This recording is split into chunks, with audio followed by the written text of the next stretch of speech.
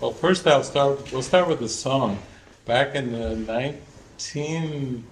1990s, late 1990s, a friend of mine named Resta started channeling songs from the angels.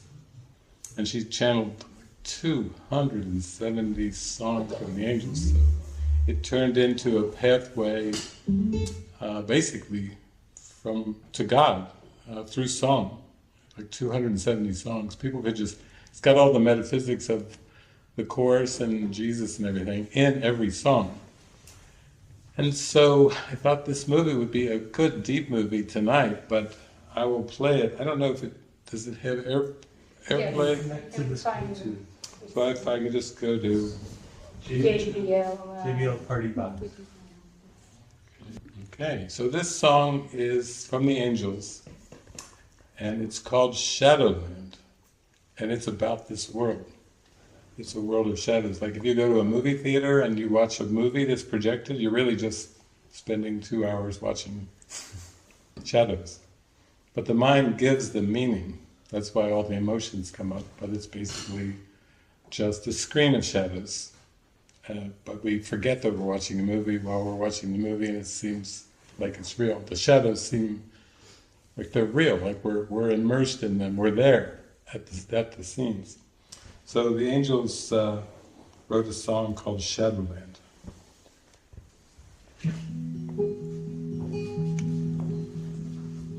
Shadows dwell in Shadowland, and you can never understand their shadow talk and shadow deeds, their shifting thoughts and shadow needs.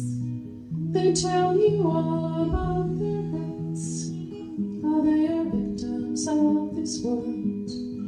They search for other ghosts to blame, the ones who caused them so much pain. In Shadowland, so sad and desolate, Shadowland, where waters separate, where nothing lives and nothing dies, for nothing is, there's only lies. In Shadowland,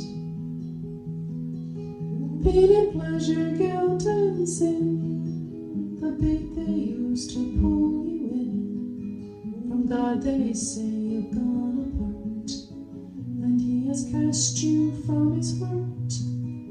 Shadow figures from the past steal the moments from your grasp, hide the lovely and the real. Fill your mind with spiteful dreams of Shadowland, so sad and desolate, Shadowland, where waters separate, where nothing lives and nothing dies, for nothing is, there's only lies.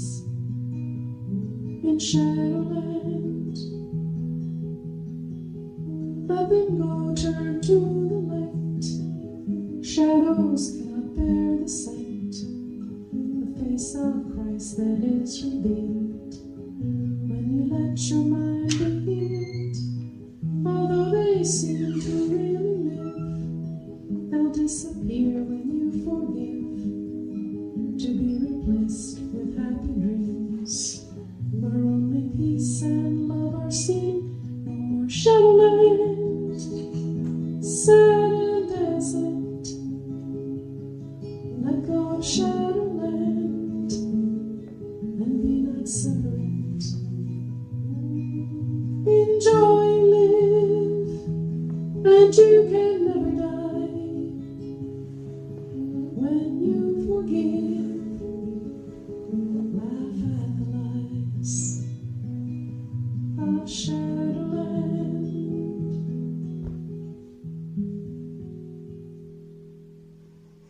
So that's a good warm-up song.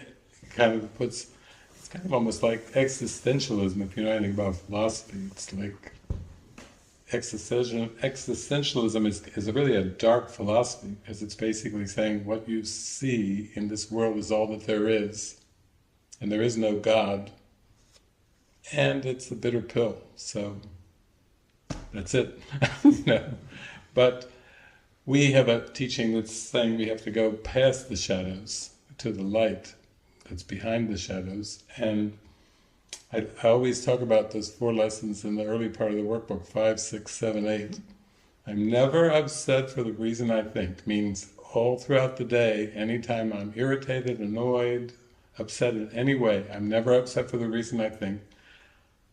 I'm upset because I see something that's not there. So that's definitely a hallucination. I'm upset because I'm hallucinating, is what he's saying in the next lesson, 6. 7, I see only the past. And 8, my mind is preoccupied with past thoughts. So that's why we have all these movies about unrequited love and find love to lose it, and all kinds of dark dramas and conflicts in the world, is because it's all shadows. They aren't really occurring at all. I see something that's not there. So it's hallucinating and not knowing you're hallucinating, and then reading dark meaning onto the figures that are appearing. And it doesn't matter if you read something positive or negative, it makes them seem real. Even positive judgments of shadows make them seem real. That's why pain and pleasure, she mentioned guilt and sin, the bait they use to pull you in. Even the ones that seem pleasurable and positive are just as much of keeping you from the light as the negative ones. So it's not just eliminating the negative and accepting the positive, it's seeing that they're both part of a deep, sinister plan to keep the mind asleep and dreaming, and unaware that this world has no reality. But she does say in the song, you know, they'll disappear when you forgive. When you see them as all the same and you don't judge them, then they'll disappear. That's the good news. Right when Urpi and I were being taken to the airport, it was dark. It was at 6 o'clock in the morning in Lake Chapala area, and it was very, very dark, and we were being driven to the airport by Kenneth Clifford and Nicholas. And I put on a playlist, and it was playing Kim Walker. I think I put on the Kim Walker playlist. It was playing some worship services and everything. All of a sudden, the voice of the text of the course came on and interrupted the music. And Ken was driving, and we all were like there. And then for probably the next 10 or 15 minutes, we all were just like listening. This is what came on before this trip. Shadows of the past. Just like the song we just heard in the lessons. To forgive is merely to remember only the loving thoughts that you gave in the past and those that were given you. All the rest must be forgotten. Forgiveness is a selective remembering based not on your selection, for the shadow figures you would make immortal are the, quote, enemies of reality. Be willing to forgive the Son of God for what he did not do. The shadow figures are the witnesses you bring with you to demonstrate he did what he did not.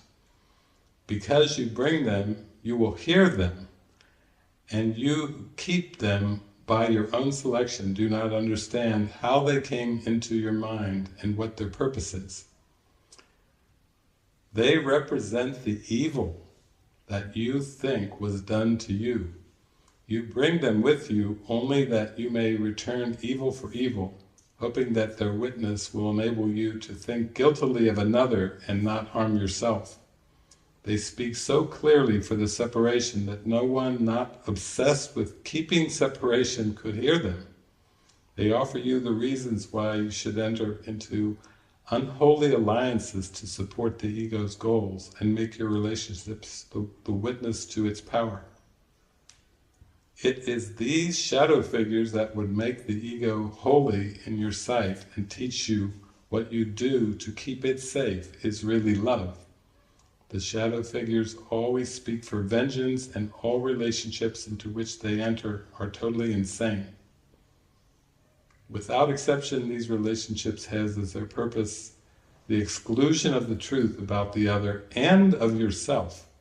This is why you see in both what is not there and make of both the slaves of vengeance, and why whatever reminds you of your past grievances attracts you and seems to go by the name of love, no matter how distorted the associations by which you arrive at the connection may be. We were just hushed in the car as this just went on and on. This was just the beginning of the section, and it was basically saying what we perceive as our brothers and sisters in the flesh are shadow figures made out of evil, and they basically represent all of our unconscious and hidden grievances. And who was reading it in the car? Yeah. Who All the chapter. who did it? Well, we had it on my iPhone, and it was a recording. From you, from yourself? It was actually from A Course in Miracles that was recorded as an audiobook, and it just slipped in the middle of all this, Jesus, Jesus, and the shadows of the past. Jesus said, no, this is your preparation. We've had enough hallelujah. Now we have to get down to business here. It's time to heal. And then he goes on to say that bodies are central to all unholy relationships is evident. Your own experience has taught you this, but what you may not realize are all the reasons that go to make the relationship unholy. For unholiness seeks to reinforce itself as holiness does, by gathering to itself what it perceives like itself. Here's an interesting one. Then we got to paragraph 3. In the unholy relationship, it is not the body of the other with which union is attempted. Not the body of the other with which union is attempted, but the bodies of those who are not there.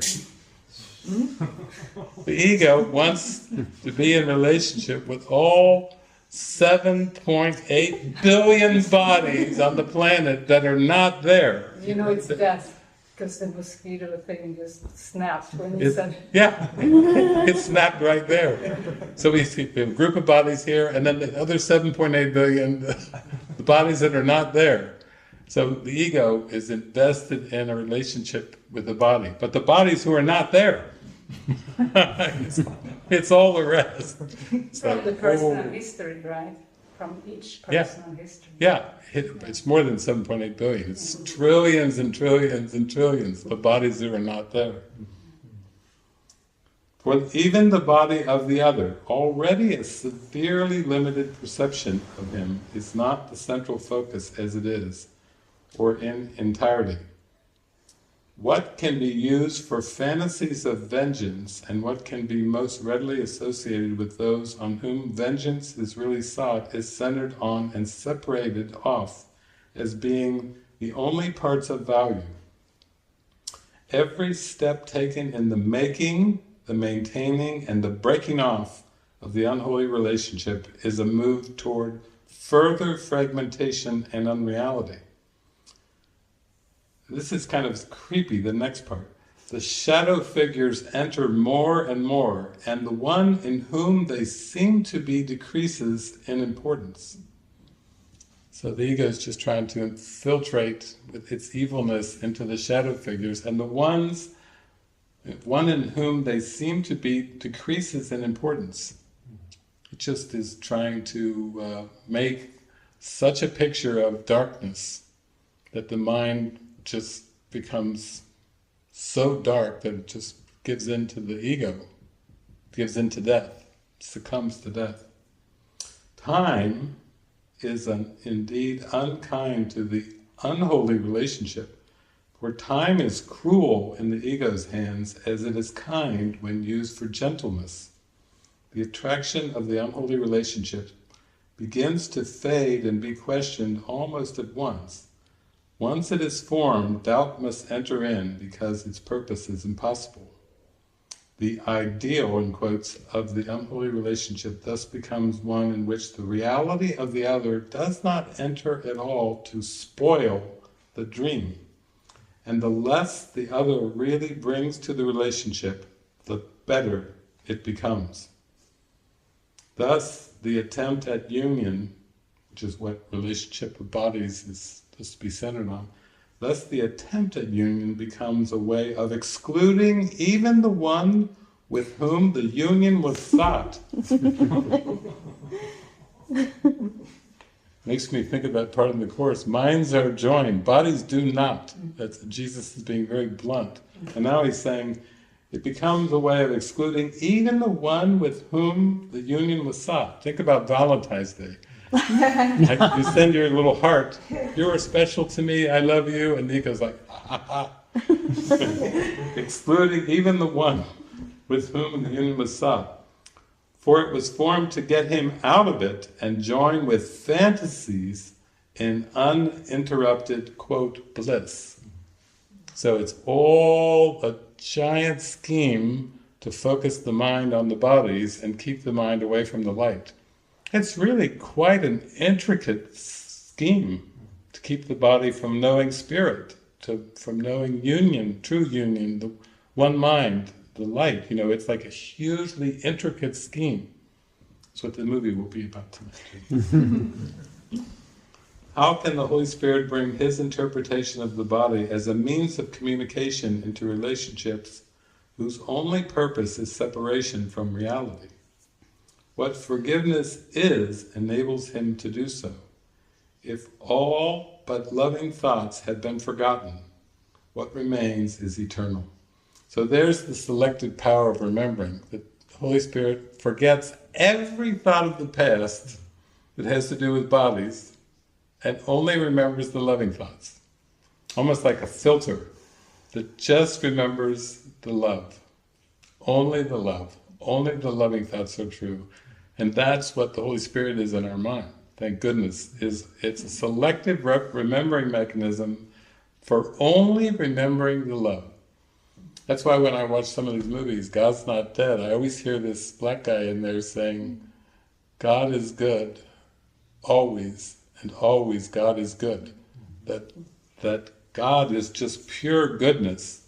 And Jesus even says in the Course, in the text, the ego can see some goodness, but not all goodness. You see, it selectively names certain things as good, and certain things as bad. And then there's this heaven and hell thing, and who makes it to heaven and who doesn't, and all kinds of schemes that go under the name of religion, but really it's just guilt. What a wicked kind of a theology where some make it back to God and some burn in hell. It's kind of a wicked perception, but that's what many of us were raised with. There's a heaven, there's a hell. You better be good, you better be nice, you better do things right, or you'll burn in hell. Some of us were raised with some version of that. And then he says, this continuity extends the present by increasing its reality and value in your perception of it. In these loving thoughts is the spark of beauty hidden in the ugliness of the unholy relationship where hatred is remembered. So really that's the purpose of relationship, find the spark of beauty. The purpose of community, find the spark of beauty. The purpose of anything you can imagine in this world is only watching movies, find the spark of beauty. It's like that's our goal. It's like there's one in us who remembers only the loving thoughts. Only the good, only the pure good, and that's the goal, is to focus our mind like a laser beam on that. Find only good, only good. So the movie tonight has some funny moments in it, but I have showed this movie. I remember one time I was showing this movie in Kentucky and it turned into like a revival because it was so deep They were like, "This is deeper than the Matrix, damn it!" They were like, "God, what is this?" And people in Kentucky were like, "What are you doing in our living room?" I was giving them the commentary, feeding them, and they're like, "Oh my God!" Because it felt like their minds were ripped open. But it is, yeah, I thought that's a good lead-in to we start the retreat in, a couple days? Yeah. Friday, so this is probably a good, it kind of gets things going for all the participants who arrive. It's like, well, and then maybe we'll see what movie comes in during the whole thing. So, this movie is called The Island. This is an edited version because we do have to get to sleep tonight, and if we did the whole movie, I know you would like the special effects and everything, but we probably would get to bed at 2:30. This one is trimmed down from 2 hours and something to 1 hour and 38 minutes, so we can digest it and just get the core of what it's teaching us without all the extra features and everything that's going on. Ewan McGregor, Scarlett Johansson. It involves memory. It involves a constructed world that is entirely constructed from a lie and from lies that the people within that world seem to function in, doing jobs, doing tasks. There's a lot of rules and regulations in this world. In this world, unlike the projected world we see, they have uniforms. It's kind of sweet. They all wear white. I've been in some communities that only wear white. It's a nice trick, but dress up the shadow figures. Everybody wears white. Everybody's holy. Okay. I don't know about that. I don't think that's going to work. But in here, they all wear white. Their education is limited. They are purposefully only given a very limited education because of the fear that more education could lead to more questions. They're told not to question things. They're just to do their job and not question anything. And they're told that they've been evacuated from a contaminated world and they are in a safe space now, and that every so often they should just keep working hard in their monotonous jobs and tasks. And eventually there's a lottery, and if they win the lottery, they get to go to the island and live a beautiful life on an island, which in one sense, that's kind of a version of what this world is. If you work hard for years and years and you save the money, then you can spend the money on your golden nest egg on something in the future that will be happy, that will make up for all the suffering and all the hard work and boredom and monotony and everything that leads to it. So it's beautiful movie because it does have these metaphors. Like, it's very much of a future emphasis. There's a programming they all go through. You want to go to the island. Everybody's supposed to want to go to the island, and there's a lottery, and you might win the lottery, and if you're chosen, you get to go leave the place and go to this sanctuary of paradise that is not contaminated. But this is the so-called safe haven that allows people to live their lives in safety, protected from the contamination. It's a little bit like, they talk about the fall from grace and Lucifer being a fallen angel, and that this world being a fall from grace. At least in Genesis, in the Bible, that's what they paint. That this world, there was paradise, then there was a contamination, eating from the tree of the knowledge of good and evil, taking a bite out of the fruit, forbidden fruit. And even in the Bible, and many cultures have their own separation story, but basically it's like saying something is majorly contaminated, majorly wrong, and now you've got to get back from the contamination. In this movie they portray it as a future event, and most religions do. You know, I just was in Utah, I was in a temple, it was a massive temple, and in the temple I went into all these different chambers. This was the Mormons, the Latter-day Saints, and there was one place where it was like a union area where couples could go to get married in a special room, and then you were married forever, and that was a good thing too, because if you died, it didn't matter. You would be together as a couple in heaven if you were married in this room. It's a very special room and everything. And then, I was like listening very carefully how, you know, it was bringing in forever. Like, you get married here in the special room, and then you live forever. No questions asked. And the guy that was talking about it, he had tears coming down, because he was like, I'm married, and my wife and I are going to live forever. Our marriage will last forever in heaven. And, you know, he was very touched, you know. Mm-hmm. I mean, if you really gave yourself over to the forever part of it, then of course you would have tears of joy. How could you experience it anything other than that? But basically that's what the beginning of this movie is. Then we start to pull back the screen a little bit, and we start to pull, as they do in Wizard of Oz, pull back the curtain and start to see what is underneath this monotonous, rule-regulated world. And that's what we're doing with the Course in Miracles. We're pulling back the curtain in our mind of what we believed in and what we're thinking. That's these past thoughts that are projecting this past world. And all we have to do, Jesus is saying, is just see that it's over and done. He says, you're but reliving an instant that's already over and gone.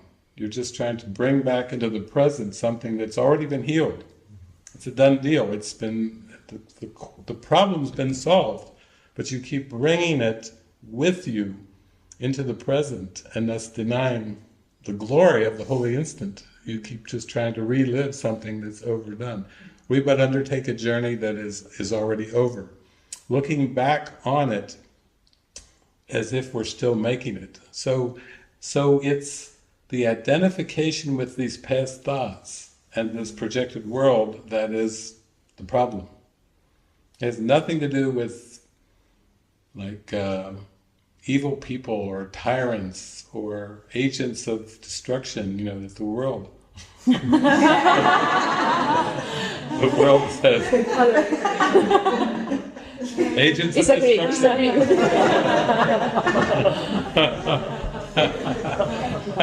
It has nothing to do with any of that, you know. People always say, what about terrorists?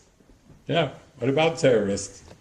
You know, in the end, you know, we have to take all of our characters, our Mussolinis, our Osama bin Ladens, our Hitlers, our Gandhis, our Mother Teresas, our Jesus figures, all of our saints and all of our terrorist sinners, and we have to start to wait a minute, my mind is making up a dualistic system here and trying to praise the saints and criticize the sinners, and Jesus is like, that's not going to get you home.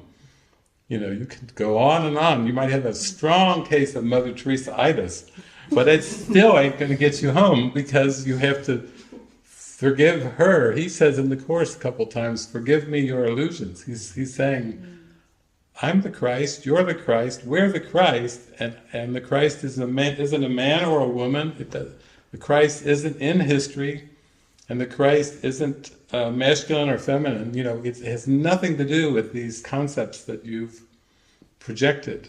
The Christ is just light, pure light, and it has nothing to do with any of the images. So. Okay, we're ready. That's a setup.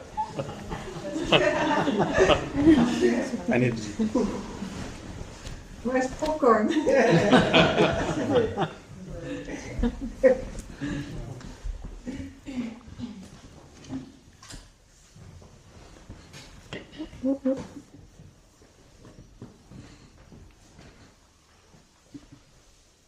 It's our dress rehearsal for the retreat. Will you see Eva moves a little bit towards? Yeah. Eva, could you move just a little towards Solveig?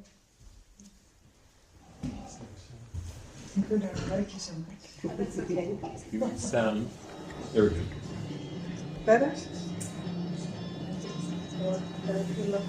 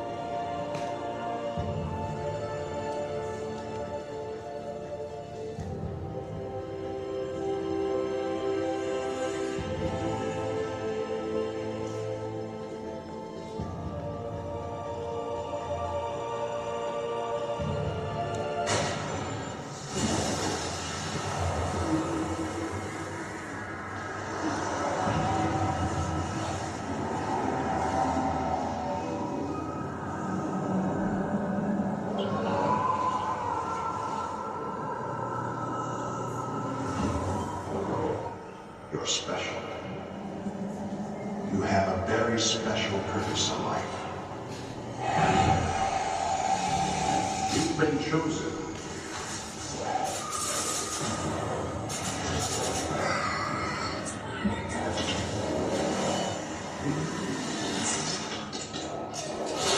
The island awaits you.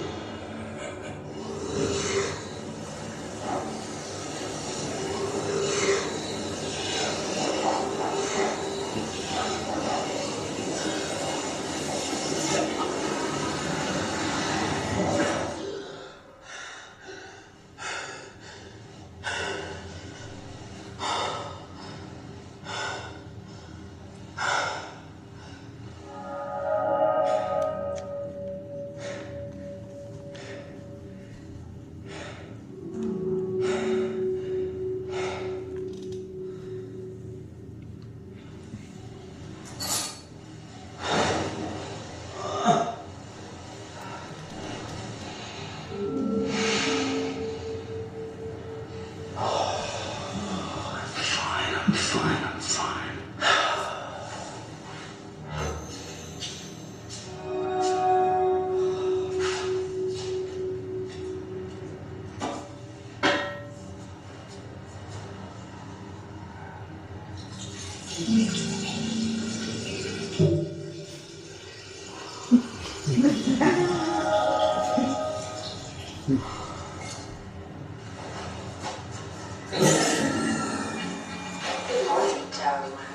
Exterior contamination index is 85%. Sunny and mild.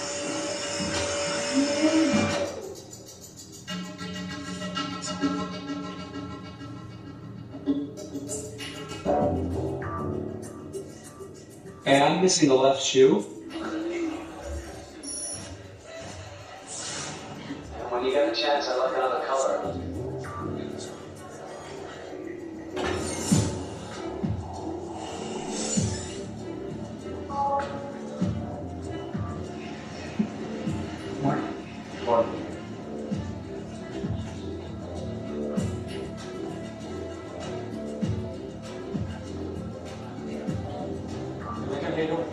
I'm missing a shoe.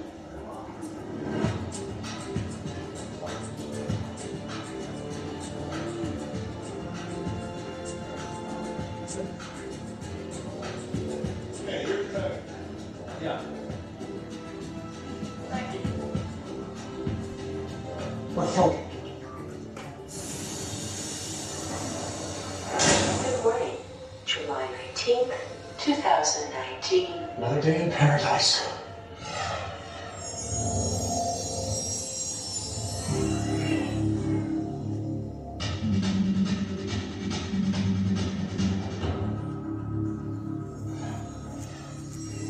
Starkweather to Delta. Your time has come. You're moving out to the island. Starkweather 2 Delta here. And as you know, the biggest dream of my life just came true. I mean, I've only been with you guys for like 6 months, but I won the lottery. That's right, me, Starkweather, okay? To go out and breathe fresh air, swim in the ocean. I can't believe I won. You call me Mr. Popular. I know. It's me. It's me. You guys know I'm not like this. I'm going to the island. We're going to have so much fun. But I need to see you guys out there. You can do it. I won. That was this week's We got a lottery. disturbance on elevator 12, plaza level. Just moments before his final departure to the island. Nature's last remaining pathogen-free zone. Lucky guy, You huh? can be awarded to. The next lottery is tonight. The next lottery is tonight. How long have you been here? 2 years. What about you? 3. 3. I've been here 7. If I do the math, that makes me the biggest lottery loser in the room. Such a loser.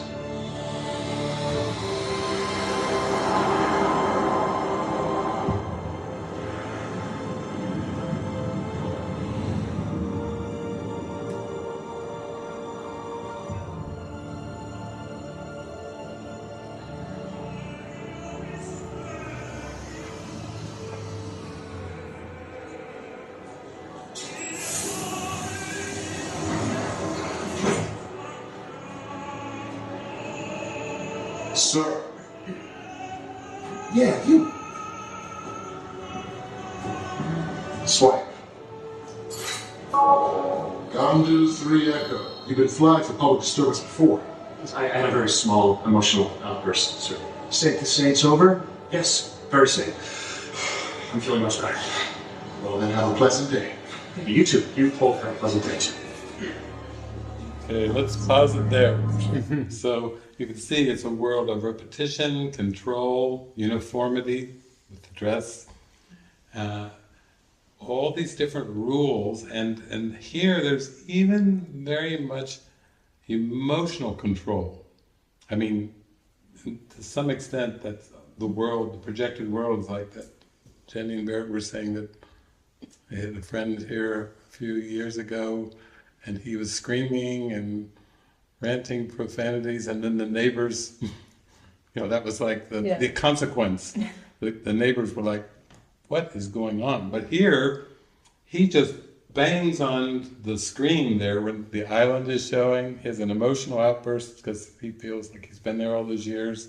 He's lost again, and now there's the emotional police as soon as he's had an outburst. But we don't quite have that in this world, the emotional police. I mean, some of us did in school, though. We went to my mother was a teacher. I had like all these sets of eyes, because my mother worked at the school, and I was like, because if I did anything or said anything, it would make it back to my mother. And she would say, oh, I talked to Mrs. So-and-so today. She saw you in the hallway as such and such, and you said this, and you screamed this, It was pressure. But this is what this is. So their education is very limited, but their emotions, they have all the same emotions because they're still perceiving a world of differences.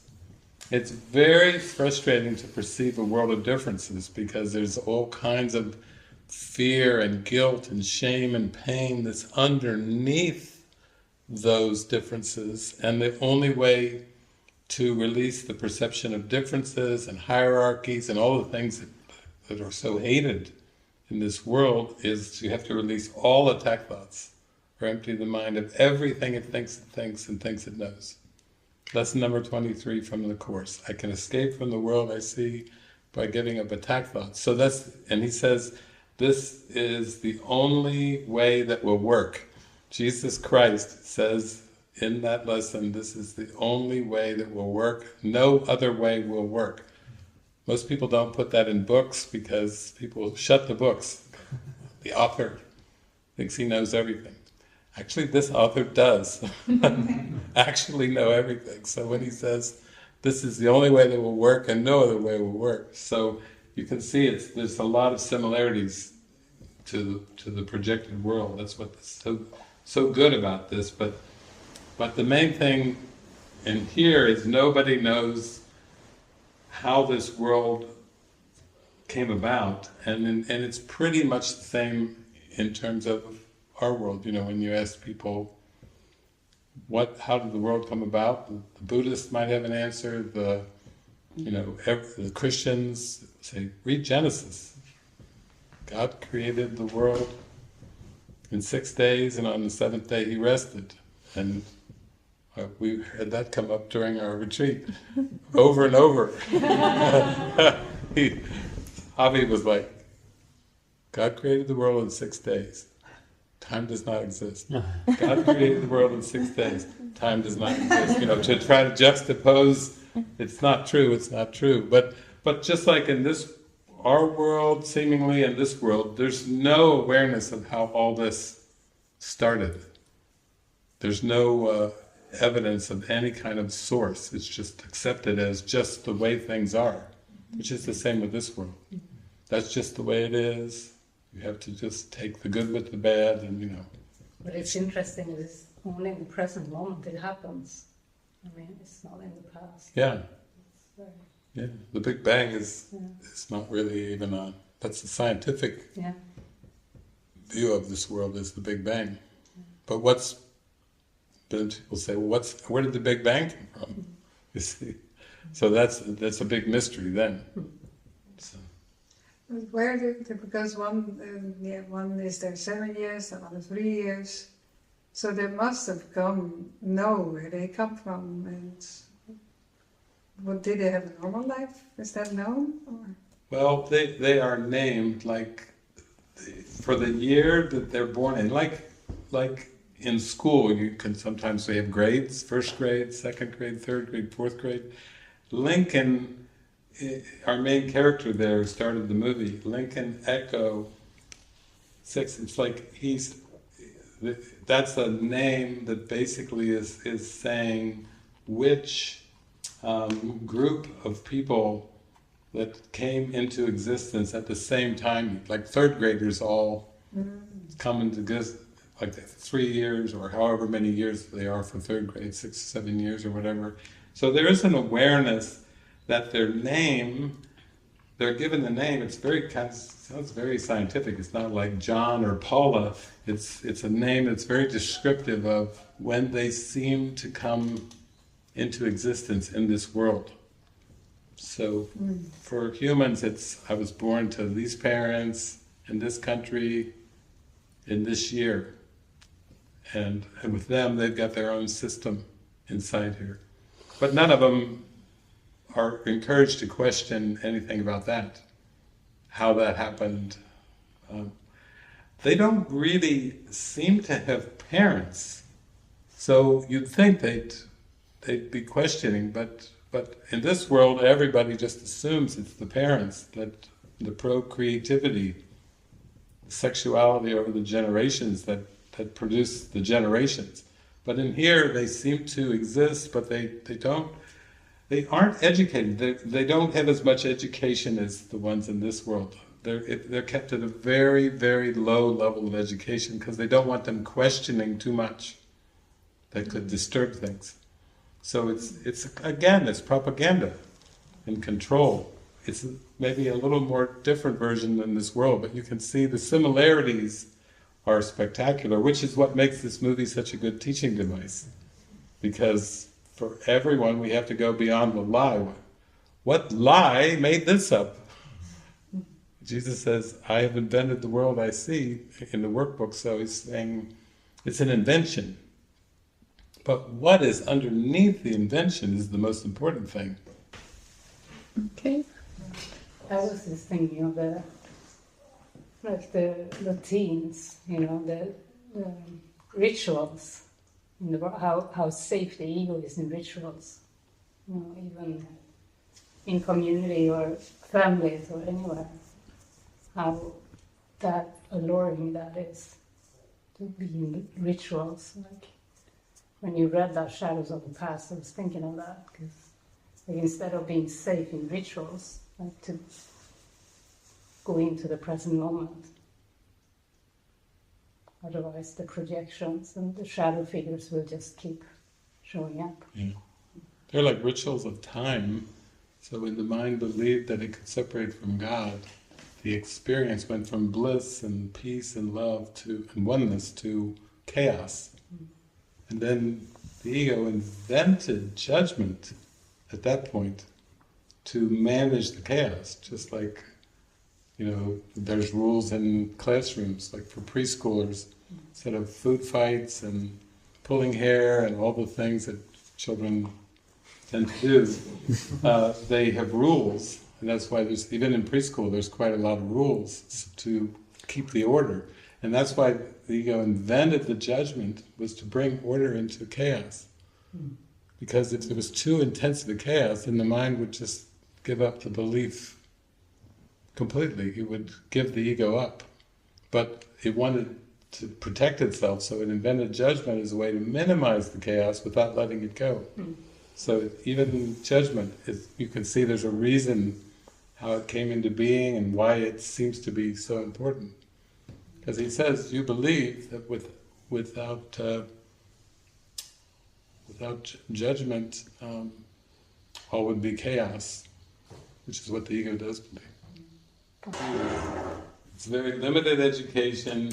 There's proximity warnings if anyone gets too close, and so they're trying to eliminate sexuality, eliminate conflict, tell everybody to be polite and nice and peaceful and healthy. So there's a lot of focus on the health of the body too, and all these kind of ideals, but they're trying to use behavioral controls, like proximity warnings if they get too close.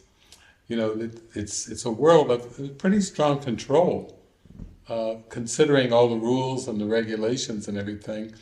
But anytime there's control of any kind, it must be that the ego is underneath, trying to maintain itself, maintain its own fear-based belief system. It's not really about the form, it's just the ego trying to control the world.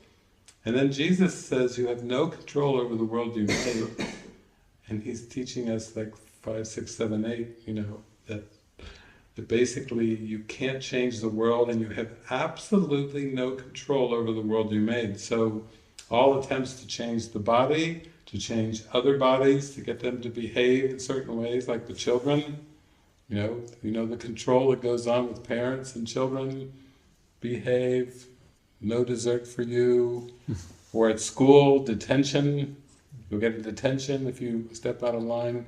It's basically a world of control that the ego has set up, and the way out of it is to try not to control any aspect of it, to let all things be exactly as they are, accept everything exactly as it is, without any inclination to change anything in form.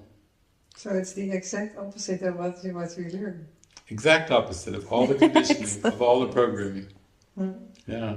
That many times when I'm with Urpi, if she notices something or she gets upset with something, pray. It's like pray. That has to be like the first option, because the prayer is not to change the world, it's to release the thoughts, release the judgments in the mind, which is what Jesus is saying. Yeah, you must change your mind, you must release these grievances and judgments, but don't think that something's going wrong in the world. Nothing's ever going wrong. It's always flowing. A script is written. It's just as exactly as it was set up, but there's no attempt to change it. Not to improve it, not to try to make it better, worse, to really let all things be. And in spiritual community, what an opportunity to let all things be exactly as they are. If you were just living as a hermit in the woods, like Henry David Thoreau, or like Buddha went off, to live in the woods.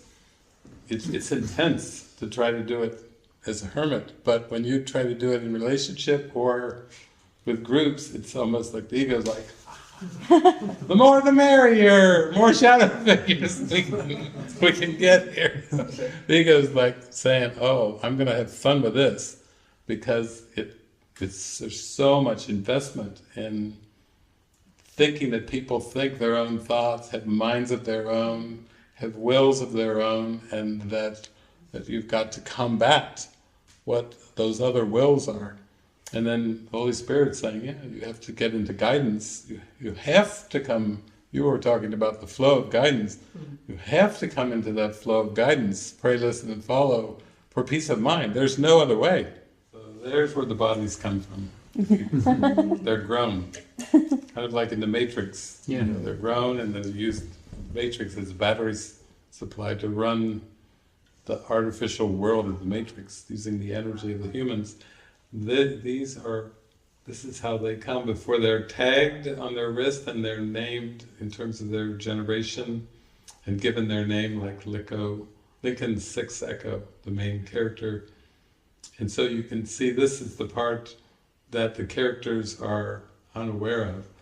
You know, in this world we have stories that tell us where we were born, where we came from. We think they're real stories too. It's like this is a story that's kind of kept from the participants in the world, so they don't know pretty much. They're told they're saved, rescued from the contamination, but that's not actually what's happening. But it's a good parallel in the sense that even the stories that tell the story of the birth of the body, the location, the parents, or the test tube, or however it seems to come about, and everything is part of a construct that's made up by the ego to give a semblance of starting point.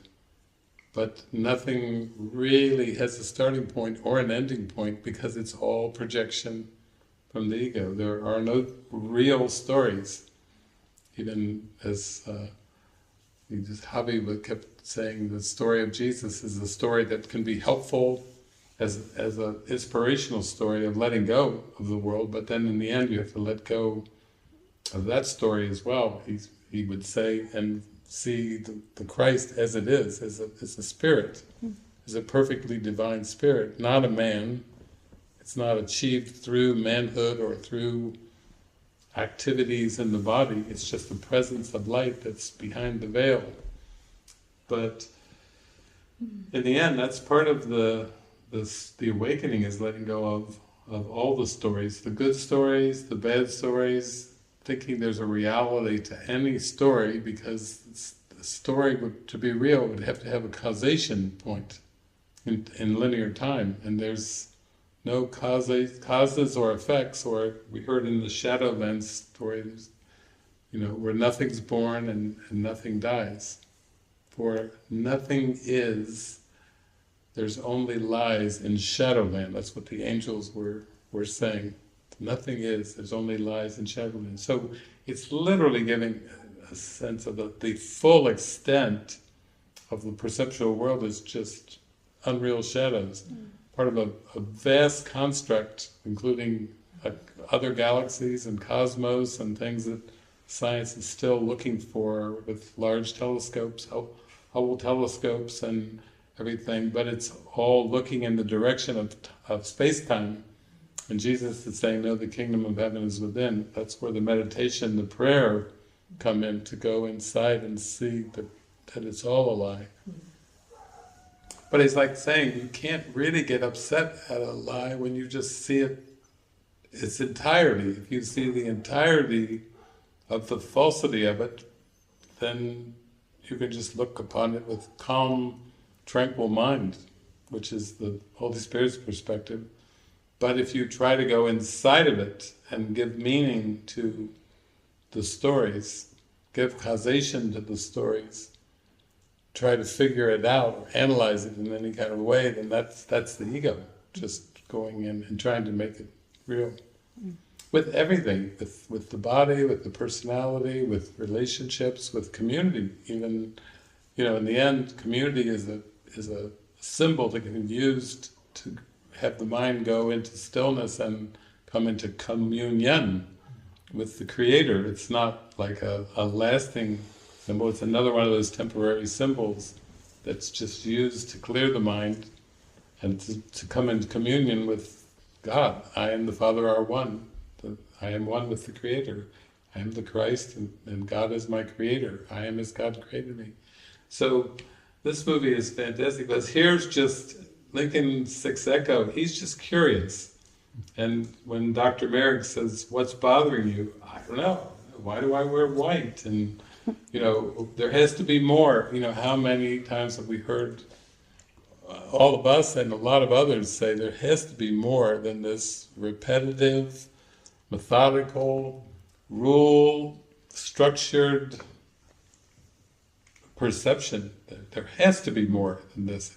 There must be another way. There must be another way. There has to be another way.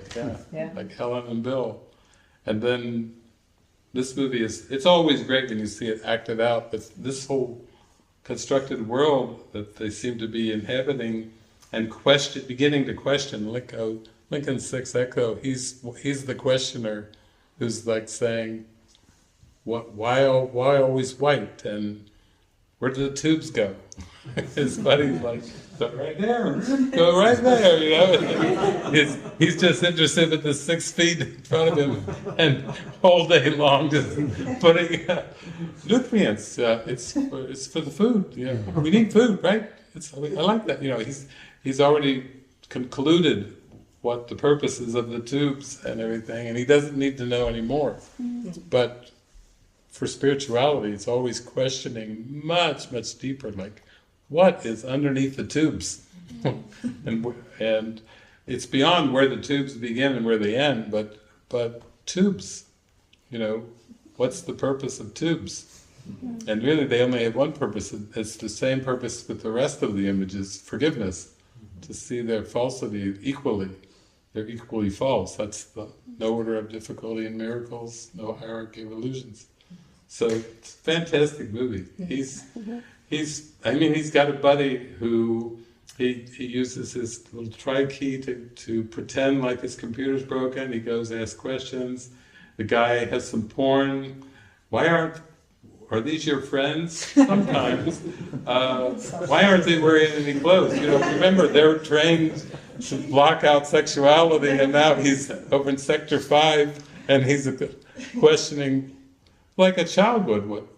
Are these your friends? Some of the time, why aren't they wearing any clothes? It's like a child asking questions of their parent, and yet he's has a sparkle in his eye because he knows there has to be more. He doesn't know what the more is. Now this technician, he's gone up and he's seen them birthing one of the, these characters, these creatures that will be trained to be functioning as part of the system, but they're not babies, they're actually grown adults. Agnates, I think they call them, but they're like clones. They're like clones, just growing clones, and then quickly cutting them open and then getting them functioning. He says, oh, it works, great, If they get a clone out and the water, it's like the womb, cutting the plastic, the cord, and getting them started. So he's seeing that, and then he's like, hey, don't do it now. I'm just the technician. I'm going to blow chunks if I see this. It's like he's like, that's above my pay grade. I don't know. He seems to know that this is all some kind of a setup, and he's working in Sector 5, doing his part as a maintenance technician, as part of the matrix, this whole matrix thing. But he doesn't. He knows more. He says before the contamination, that's where he got the stash of drink that he drinks, but so he's kind of implying there's something before the contamination. He's still playing along with the story of the contamination. And most religions play along with the story of the separation. Most religions and philosophies. And even when the guy asked me this weekend, what's his name, the The man was asking about Karma? reincarnation. Fermin. Fermin, yeah. Oh. A doctor who was asking about reincarnation because he was very much into Buddhism. And reincarnation kind of, it describes the problem. It doesn't really answer anything, but reincarnation is a different description of the separation and the reparation over time, with lifetimes and everything like this. Maybe a little more believable than the heaven and hell story, a little more of a closer step. But still, it's just describing the problem. It's not offering the answer or the solution.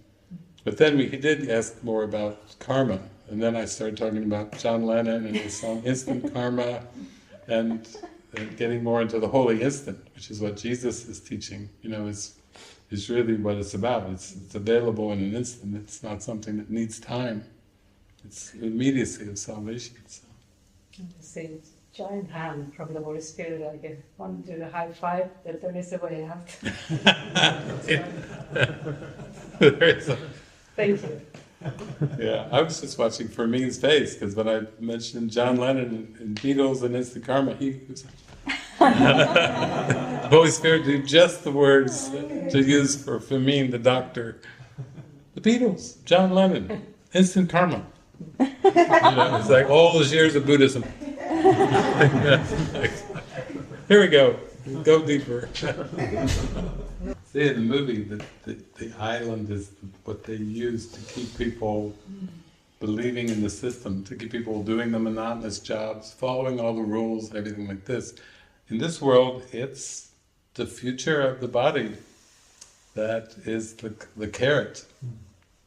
Without the future of the body, who would follow insane rules? Who would do stressful jobs? Who would stay with boring jobs? Who would stay with personal responsibilities even? Who would stay with anything of the entire system if it wasn't for the believed need in the future of the body? Survival of the body. Survival of the fittest, as they call it, and so forth.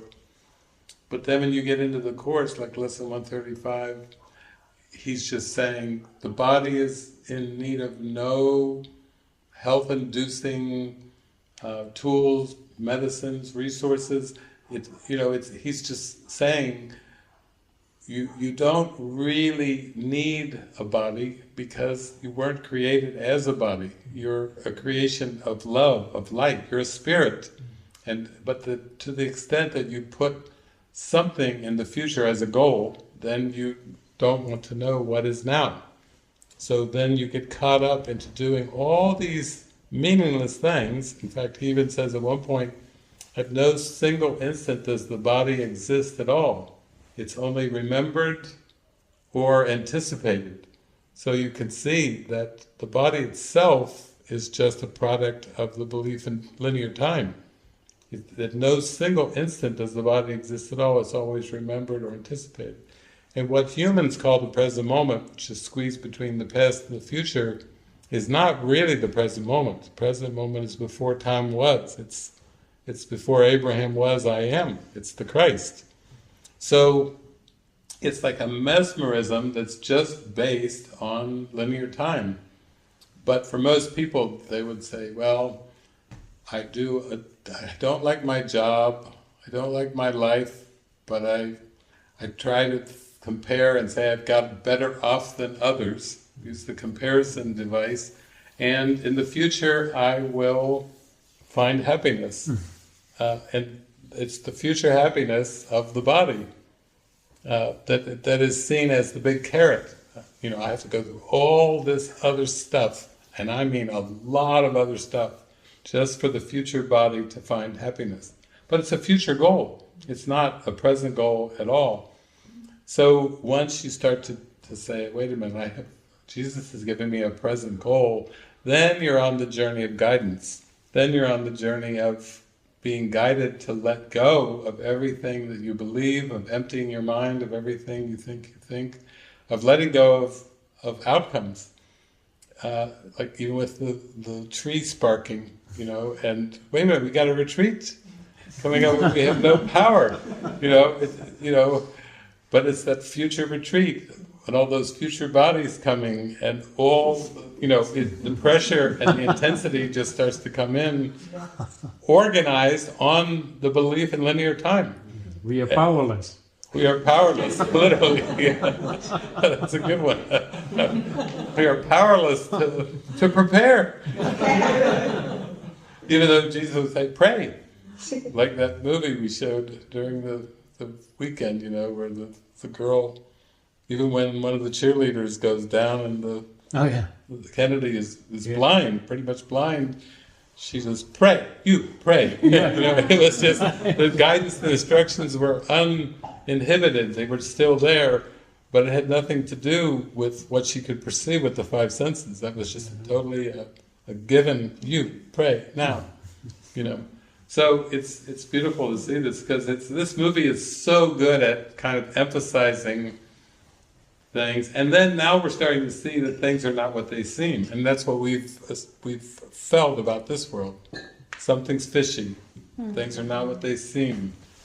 We don't know exactly. We can't put a finger on it, but we know something is fishy about this world, and we want to be shown what is that. It's not right. And it's all time. It's like the fish. There's no water in the ocean. Fish is like,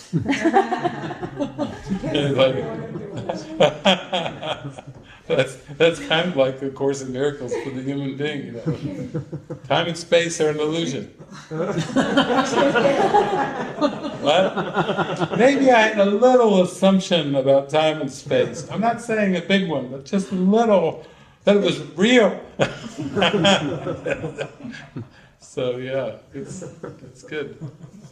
We have a product on the loose. And these clones all believe they have a life of their own, a mind of their own, decisions of their own, and choices. And here, it's kind of like in the Truman Show, there was Christoph, in the Truman Show. I brought him into this world and I can take him out.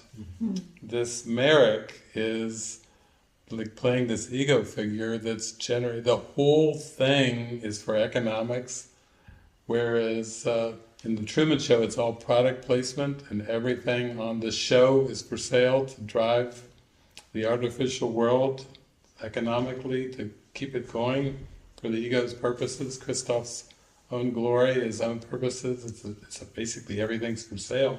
And here they grow human beings as to be adult, and then they break them out of their little cocoon or larva or their sac, and then they train them with little education and everything so that they can be functioning, so they can use their body parts.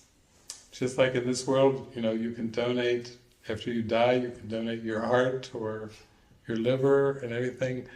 This is, we saw the mother that gave birth, there was someone that looked just like her, with her husband having trouble having a baby, and that's why they take the babies from the pregnant women when they're born for their parts. The whole body. With Starkweather, the athlete, the big athlete, they're just going in for his heart, to take his heart, to use his heart. How does that relate to this world? That seems to be like extremely beyond what this world is. You got to remember, the ego is the Christoph, the ego is the Dr. Merrick, the ego is the belief in the mind that made up all the bodies and all the planets and all everything else, the houses, the societies, all time and space. The ego made them all up for its own purposes, to exist, to distract the mind, which originally is a divine mind, but when it falls asleep, it's split into that which knows and that which doesn't know, the Holy Spirit and the ego. And then the world is used, so the ego is using all the bodies and the body parts. It actually will say in special relationships, body parts, certain body parts are emphasized. The part we just read about shadows of the past, the ego makes its own fantasy world, and based on its preferences, it wants to pick certain bodies and certain body parts for its pleasure, and then judge against other bodies. It may like young bodies more than old bodies. It may like beautiful bodies in its own definition of what beauty is than ugly bodies. It has made up a whole pictorial representation of a world of unreality, of shadows from the past, and then it's just using, just like Merrick is using all these characters for body parts, it's using all the bodies and all the parts and all the fantasies. Shadowland is really fantasy land. It has nothing to do with eternal reality, nothing to do with eternal love and oneness. It's just a projection of fantasies. But it's how the ego tries to use the fantasies to distract the mind from being still and waking up to God. That's the key thing. And that's why, ultimately, why it goes much more. Mysticism takes everything into prayer and meditation, because you do keep asking the question, what is it for, underneath? And that's why the mystics and saints, they start off in cities, and then they probably leave their vocations and become simpler and simpler and simpler. Buddha left the palace. He had to get out of there. He was supposed to be the next king.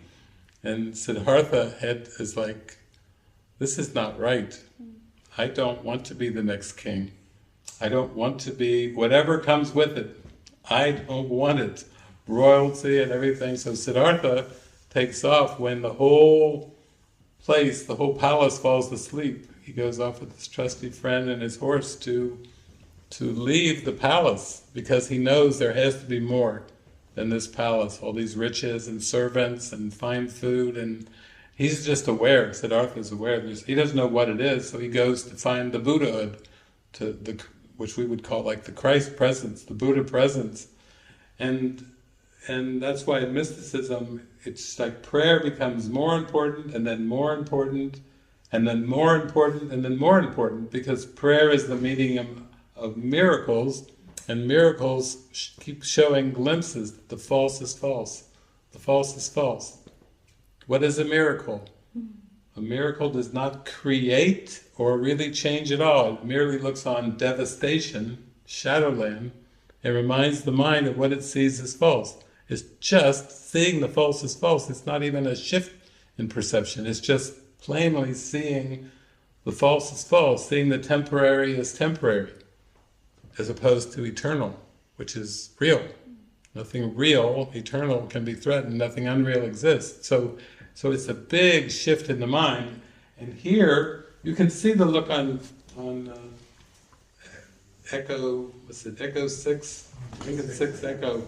You can see the look on his face. As soon as he comes up through that loose tile and he sees what he sees, he's like, oh, the island is not what they've been telling us. And he's been getting dreams and seeing the programming and knowing, oh my gosh, everything that I've believed and everything that's stirred up in my memory. That's what's upsetting me, is I'm getting all these prophetic dreams and seeing things way beyond the tubes, beyond the little short timeline of a human being, or in this case, even an agnate, they call him, a clone. He's like, oh my gosh.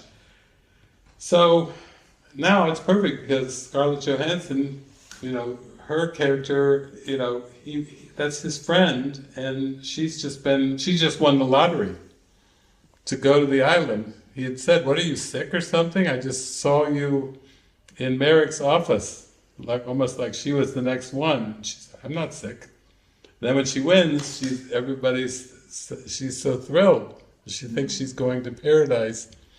So the ego's trying to convince the mind that the body and the future of the body is the goal, and it's worth striving for, working for, putting all your energy, all your education, all your training into survival of the body, so that the body can have a happy future. Why? What else? It's different cultures, they have different names for it. In the United States they call that the American dream. It's it's not popular, right? If I'm not invited usually to go to high schools or anything and talk and say, well, the American dream is actually death. That would not be popular. That wouldn't be popular for the Republicans or the Democrats. There's a maniac loose, and he's saying that the American dream is death. We may differ in our opinions of what the American dream is, but this guy's saying it's death, meaning the future dreams and future ideals is death, because it takes your mind away from the present moment, the now, which is the power of now, which is the escape from everything. So here, we'll watch now. There she is, Scarlett Johansson, just sleeping. I'm going to the island, and she's all happy. She won the lottery and everything, and here comes her buddy, Lincoln 6 Echo, down.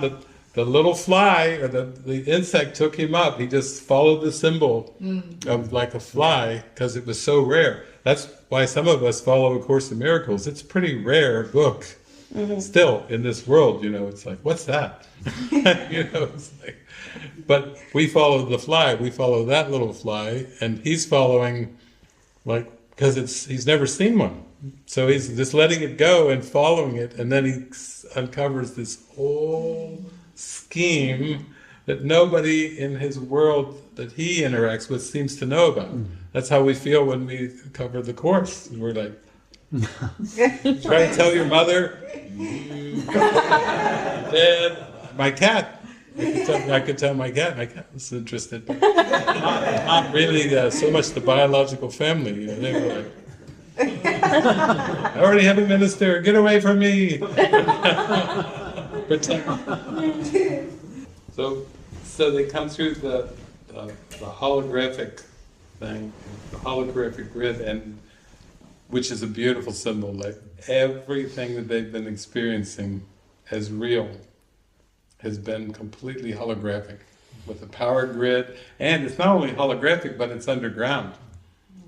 It's not in the open. It's a hidden secret. The whole thing, the whole construct, the whole world that they've known, with the tubes and everything, and all the rules and everything is just the hologram. And the hologram, the part contains the whole. It's a trick.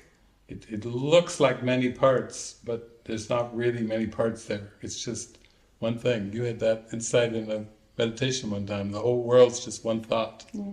Just one thought.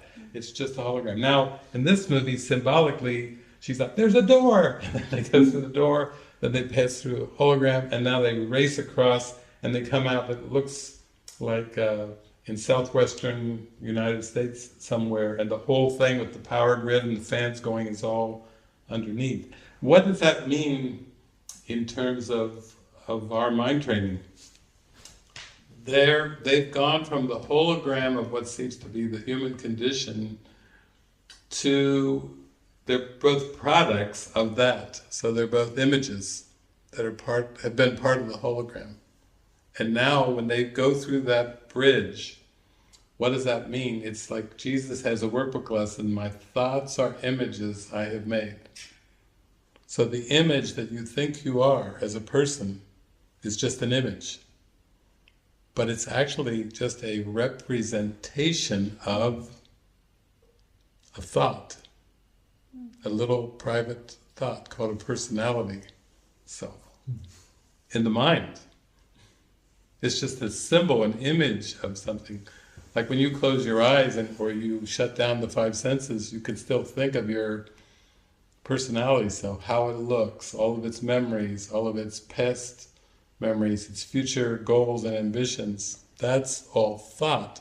So symbolically, I see them now as they've actually come, you might say, off the screen, where these are two products among a group of products that think they're real, and a whole tech support team, including Merrick, that knows that they're just clones, but are using them for money, for profit. Basically, the greed is basically underneath the way they're using the clones. They're using the clones for profit, for greed. And now when they cross through the grid, I'm seeing them symbolically as going now they're going to have to, that's part one of the movie. So that is spectacular. But we haven't seen anything yet. Now we've made it to first base, baseball analogy. Now we're ready to go to second base, like with Hypnotic, the movie, because they're out now, they're out of the whole scheme that they believed was real. They're two products that seem to be outside of their cage. They got out of the cage. And I see that as going toward the mind, because where else, if you got off the screen, if you started to disidentify with the character on the screen, you would be into mind training. You would start to find, you would pay attention to what? Your thoughts. My thoughts are images I have made. Okay, what's the thought behind David? What's the thought that is David? It's an egoic thought. It's not the Christ. But it's a thought in the mind. You see, it's not an actual physical presence. It's just a projection of a thought in the mind. The thought of any person, of any of the billions or trillions. Those are all just ego thoughts, private thoughts with their own identity, their own personal identity. So now they've crossed over to the realm, I say they're going into the mind, and they don't know what the mind is, and nobody does. That's why we need mind training, because the ego made the world to keep us mindless, to think we have a body and a brain. And only psychologists and psychiatrists are in the realm of the mind, but not construction workers and the teachers and all the other characters, what do they know? Oh yeah, I heard about Freud and I heard about this mind stuff, but they're not so sure. But so now they're starting to go, and we will see that they will now go on a quest in Act 2 of Shakespeare's play to find their sponsors. Isn't that a great name, sponsor? If the person you think you are is just an image, then you have to get more in touch with sponsor, which, since there's no causation in form, the bodies weren't made by other bodies through procreation, they're just projections, so then you have to go into the mind to get in touch with the sponsor, which is the thought that is sponsoring the clone, sponsoring the image. You see how helpful that is, because how are you going to escape anything until you start to get first in touch with the sponsor, and then behind that you have to find the creator, the real creator, God, and the real Christ, which is way beyond the sponsors too. But you see, you have to get off the first seeing everything so personally, like everything's life or death, it seems like in this world. Emotionally it feels like a life or death struggle for the character, but the dream character is not where we have to fix it. I know with Ken and Gloria, a lot of times Ken would say the world's your classroom, and I always would hear Jesus say the mind is the classroom. The mind is the classroom always. The world, in education we go through many classrooms, with parents and elementary school and junior high school, university and everything. But the mind is actually the classroom, because that's the level of causation. And no matter how you play it out in form, dreams are dreams are dreams. There's no difference between good dreams and bad dreams. There's no, in the end, there's no helpful and harmful dreams even, because one who dreams is not awake. And Jesus is saying, oh no, they're all dreams, even your nighttime dreams, they're all dreams.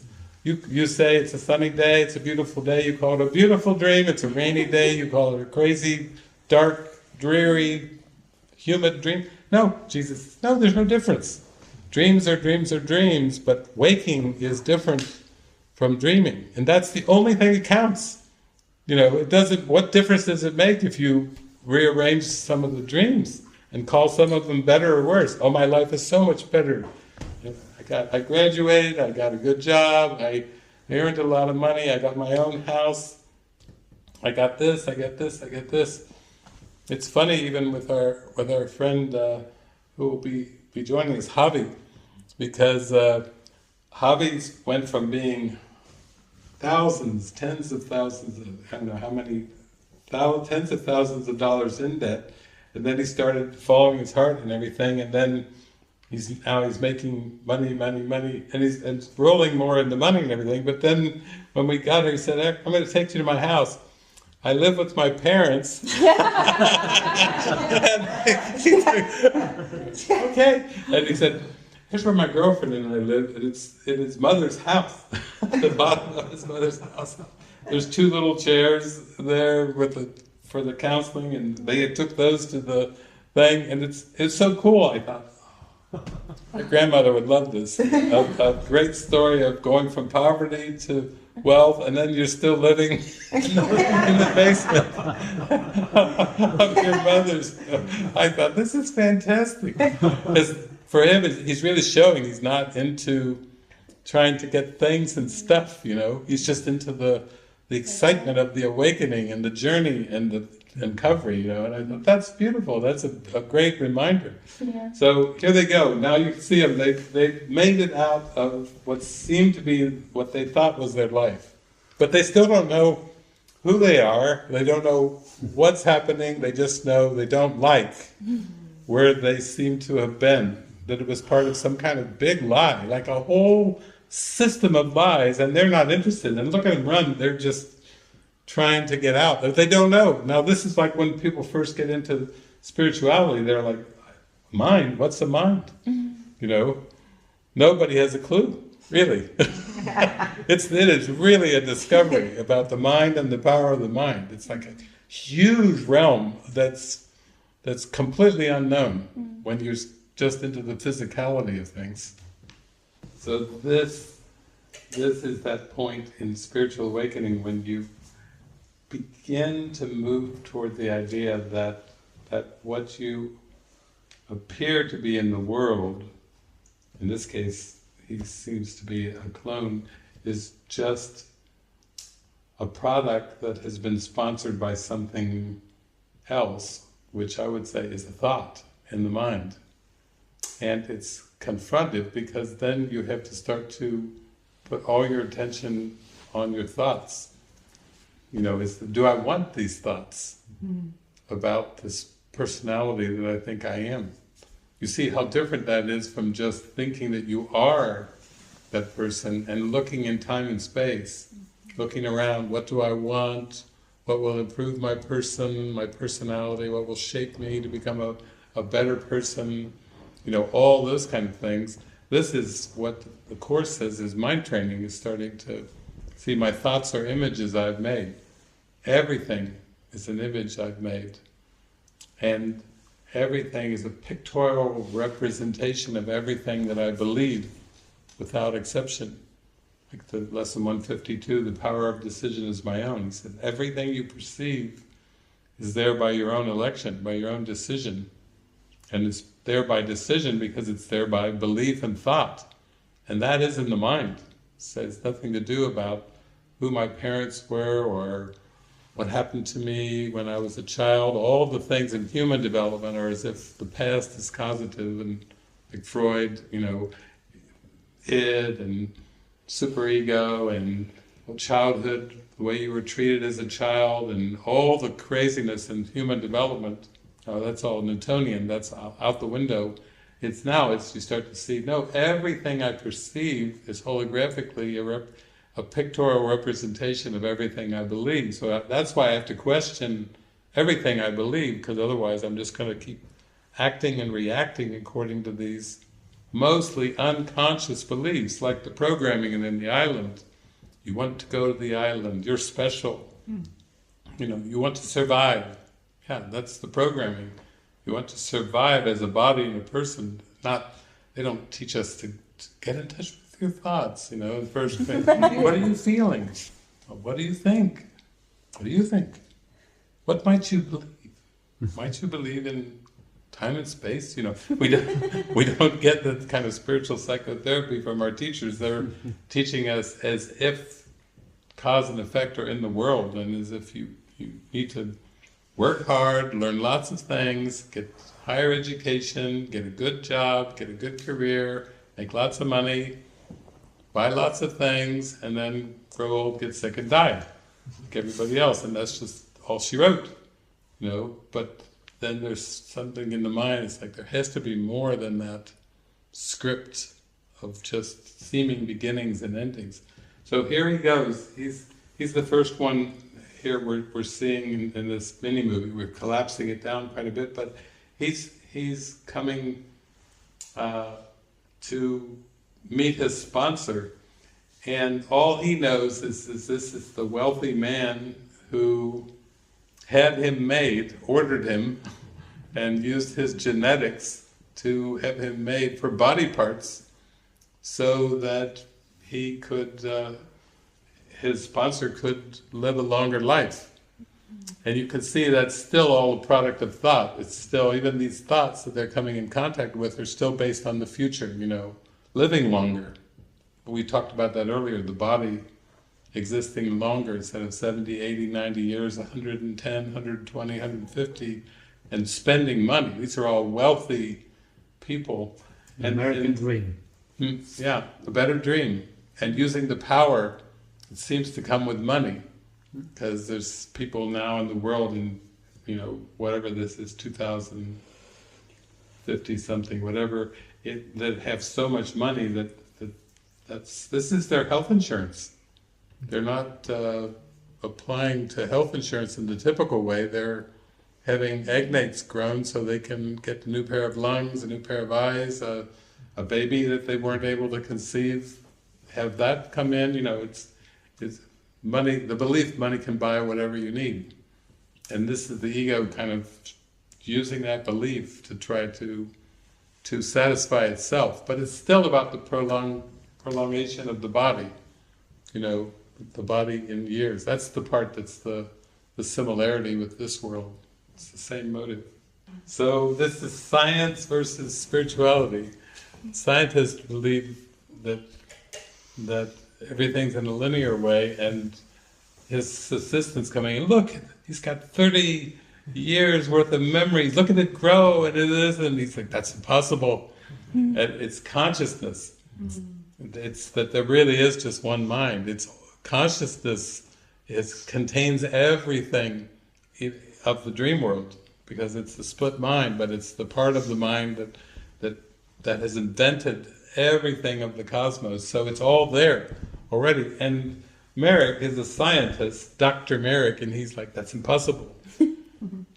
We raised these agnates, you know, we gave them a little consciousness so we could keep the body parts going, but memories, and then now we're seeing what Lincoln was experiencing, seeing renovatio. We'll find out what that means in Latin. That's very important too on the whole show. And then motorcycles and high-speed boats and different things like that.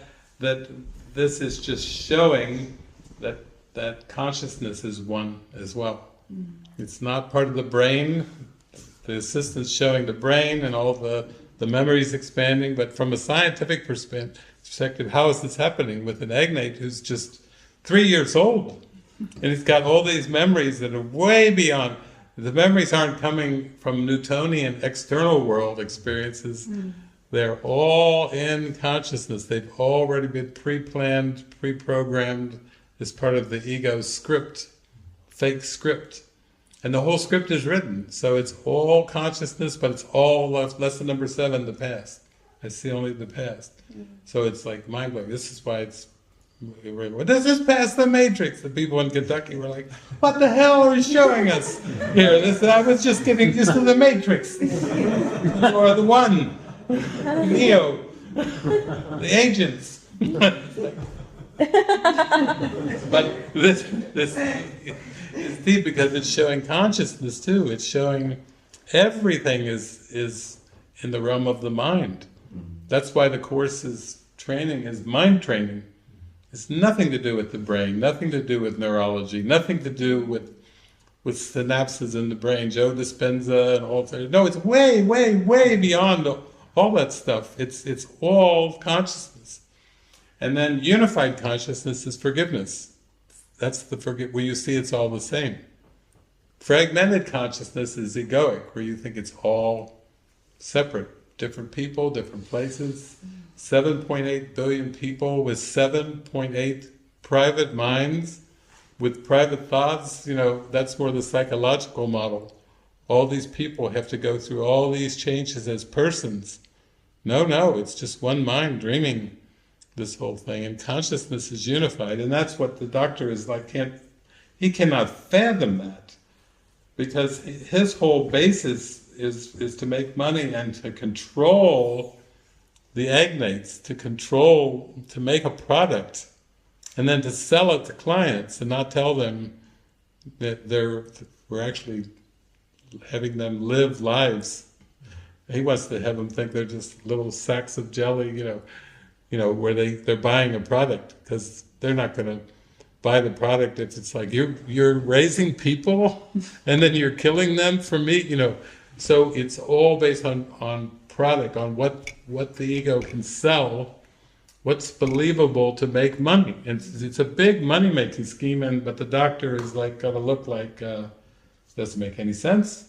His scientific mind is like saying, how can this be? How can the memories be transferring to the agnates? So the ego also has the emotions, because it sure feels like we have personal emotions. But when we go through the healing, maybe dreams or nightmares. Yeah. And it felt like I slept one night in the cottage and I had this kind of dream, and it felt like an old consciousness. It felt like here and now. When I woke up from it, it was this kind of strange, and it was like a strange me experience. Like a sad or strange me experience. It wasn't like, oh, that's just the one consciousness. Strange, weird, disoriented, yeah. It's that whole gamut of, we'll say, dark or painful or suffering or negative emotions, and then the other half of the gamut is the positive, pleasant, pleasureful emotions, which are all part of the ego as well. Then there's joy. The Holy Spirit is the spirit of joy. The Holy Spirit's curriculum is this curriculum of joy. Joy, glee. What's your nickname? Vanessa Joy. Joy is an actual emotion, a real emotion. It's a derivative of love. Peace, joy, love, true happiness, constant happiness. Those are actual emotions. He says you have two emotions, love and fear, but the joy, peace, happiness, love, they're all just derivatives of different aspects of the same real emotion. And he tells us it's only through letting go of attack thoughts, the only way that will work, no other way will work, lesson 23, and it's through miracles that you come into joy. You actually feel joyful, gleeful for no earthly reason, just like you've been talking about, just a bubbling kind of joy, like Jesus is taking me and saying, come closer. It's an actual emotion, but that is not really, it's being experienced, glimmers of it in consciousness, because it's coming from the higher mind, from the right mind. But consciousness is the domain of the ego, so it's not really originating in consciousness. But it is getting experienced in consciousness, because consciousness always is experiencing either the higher mind or the lower mind. But the lower mind is tricky because it has all the pleasureful, pleasant emotions and the dark emotions. And for the human psychologists, they're trying to say, yeah, you need more pleasure. I remember when Lucy first went up there and everything, she told me on the phone one time, we did a video call, and they said, yeah, they sent me to like a doctor, a psychologist or psychiatrist, and they said, we're prescribing for you reality therapy. And she told me, the reality therapy was, you have to see how much better off you have it than other people in the world. And then she told me on a video call, she said, I don't think that sounds like reality therapy the way that you and the Course are talking about reality therapy. Comparison is an ego device, you know. It was literally a therapist that was trying to tell her how good she had it compared to others who had it worse. And that's how the ego always tries to solve it. You know, be grateful you got it better off than others. You know, that's not the gratitude of a loving creator who created you perfect. That's just the gratitude of false comparisons, you know. And she was saying, I don't think this is reality therapy at all. I said, no, it's not. It's not.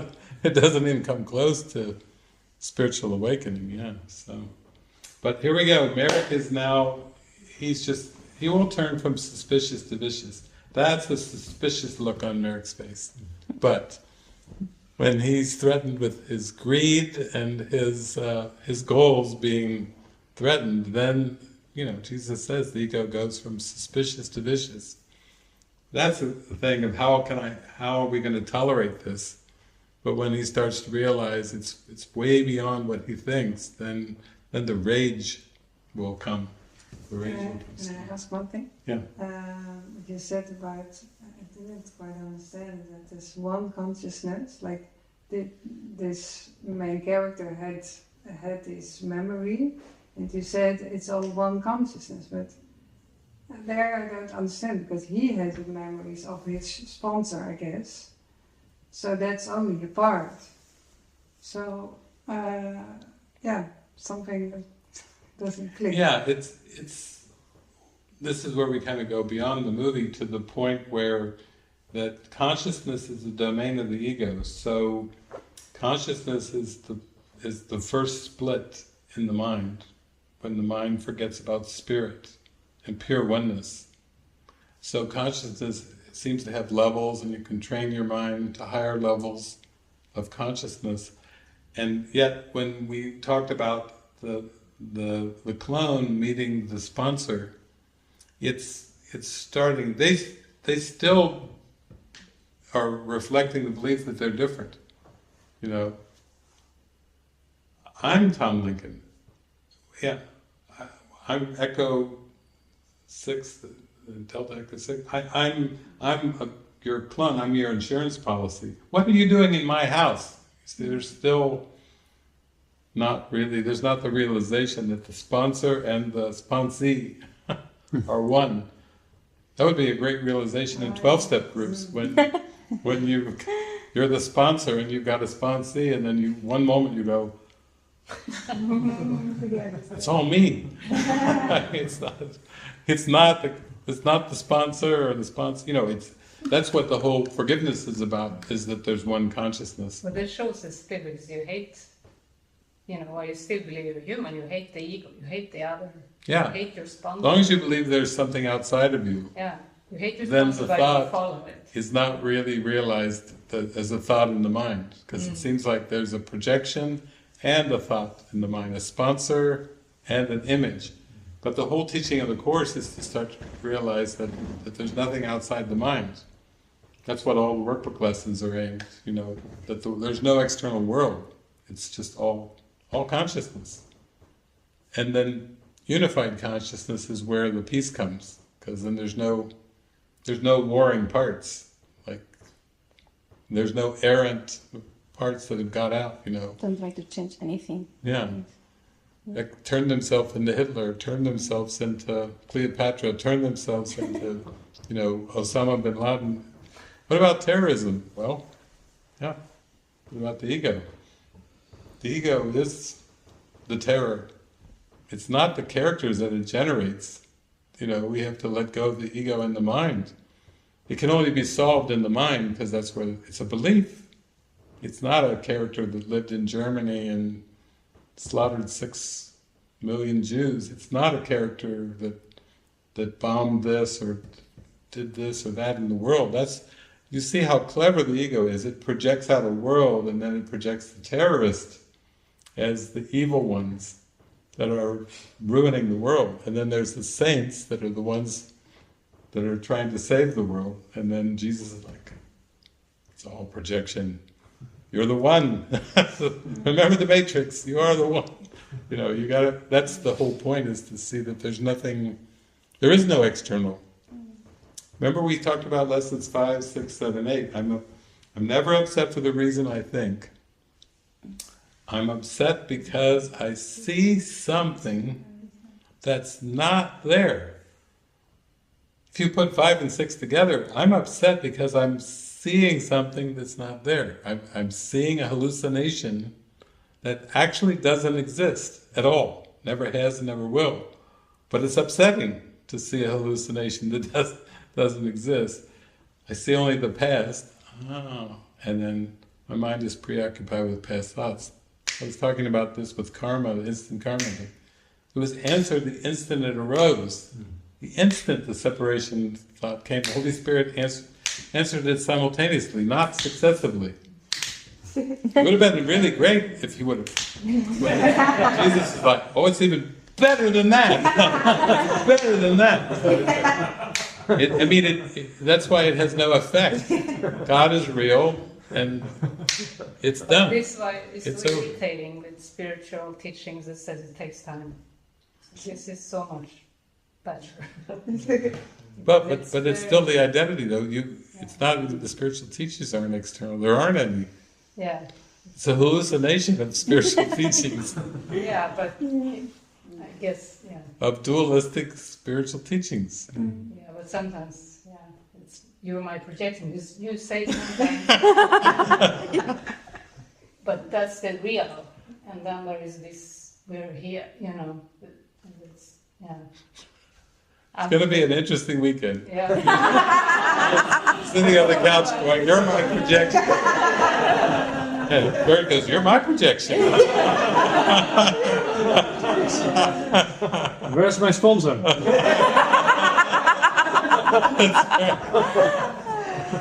Where's my heavenly sponsor? Where's the Holy Spirit in this? I need my heavenly sponsor, my heavenly reminder. Oh my God. Yeah. Vanessa's like, oh, I just got here. Please. I didn't even unpack yet. So please. Jumping into the fire. Okay, here we go. It's exciting. Now we're going to see what's going to happen. We have the clone and the sponsor wrestling. What is this showing us? That there's a huge resistance to just accepting that who you believe you are in this world is just a thought in the mind and nothing more. So you can see the sponsor, the sponsor and the clone are fighting it out here, because it's like the resistance to just starting to accept that everything is thoughts. Jesus says it in the Course. He said, the world is a world of ideas. We don't have some mental ideas and some physical, real, everything is an idea. And then past that, it's more, everything is equally an idea. No order of difficulty in miracles, the first principle. So, but it's the resistance to seeing that there is no such thing as a physical and a mental. That's an artificial distinction. All illness is mental illness. Does anybody have any physical disabilities? No. Just mental illness. Believing in the ego is mental illness, but that means there is no physical illness. You see how the medical model splits it up into categories. There are physical ailments, mental ailments. Go to a psychologist and psychiatrist if you have mental illness. Go to a doctor, a physician if you have the physical. But that's still the resistance to everything is mind. Everything is consciousness. There's nothing but consciousness, and until you see the spirit is beyond consciousness too, but you have to see unified awareness, unified consciousness is what forgiveness is. It's the gateway back to the light, the eternal. So here it is, and we can see the sponsor and the sponsee. He found his sponsor, but look at his sponsor's face. it's almost like he's like, I'm not giving it up, you know. He asked him, Rex, I don't know if you caught that, but he said, how much was it? And it was 5 million. He wasn't talking about the car. He was talking about how much it took. All right. But it won't be long in the future when $5 million will be a small investment for a human life. When you consider all the education, houses, cars, insurance, and everything. 5 million in this movie, maybe 2050 or whatever. The sponsor has spent $5 million investment. Not on the car, on the clone. Probably the car's less, maybe. But so here we go. He's gritting his teeth there. You might remember in The Matrix, there's one point where Neo asked Morpheus, if somebody dies in the Matrix, do they die in the mind? And Morpheus says, the mind cannot live without the body.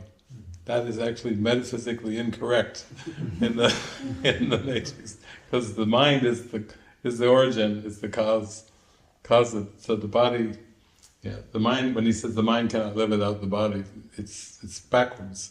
But here we see that we had the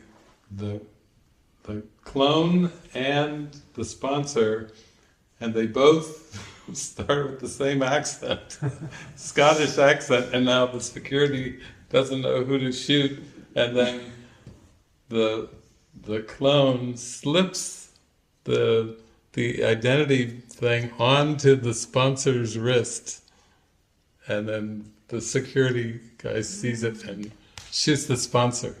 Right. So this, I mean, you know, the clone is really determined. Yeah.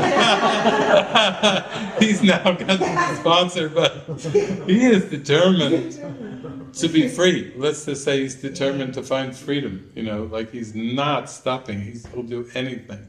So he's seemed to fool the security guard now by slipping the identity thing on to the sponsor. As soon as the ego finds out the memories are transferring, spreading, part of like unifying, way beyond the limits that the ego had set up. It was just going to raise the bodies and give a little consciousness so it could keep the body parts to make the money. But as soon as it finds out that the memories are spreading, that consciousness is connected, kill them all. It's going to wipe out a recall. And the guy's going, you're going to, millions of dollars of product. Yeah. The threat to the ego is just trying to cover itself. So you can see 2,000 years ago when Jesus started speaking from eternity, that's why the ego was so enraged. You know, it had its whole system and its whole world, all set up to exist as a separate realm apart from heaven and God. And then Jesus comes along and says, I and the Father are one.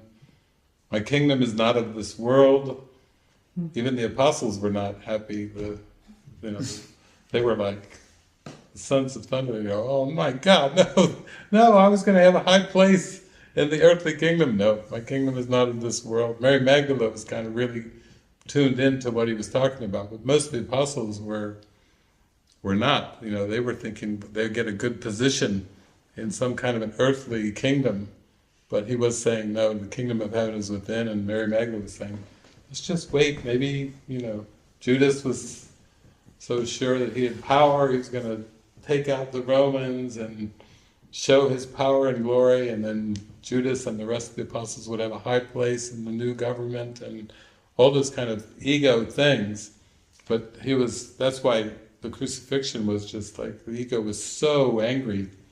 How dare someone come and reveal the truth, the reality of God and the unreality of time and space, so that's where the viciousness comes in. But now you can see with our two clones that they've taken off the limits, they've never had sexuality, they'd lived with a lot of limits, and they come together, and she says the island is real, which ultimately is not true. But the second part, it's us.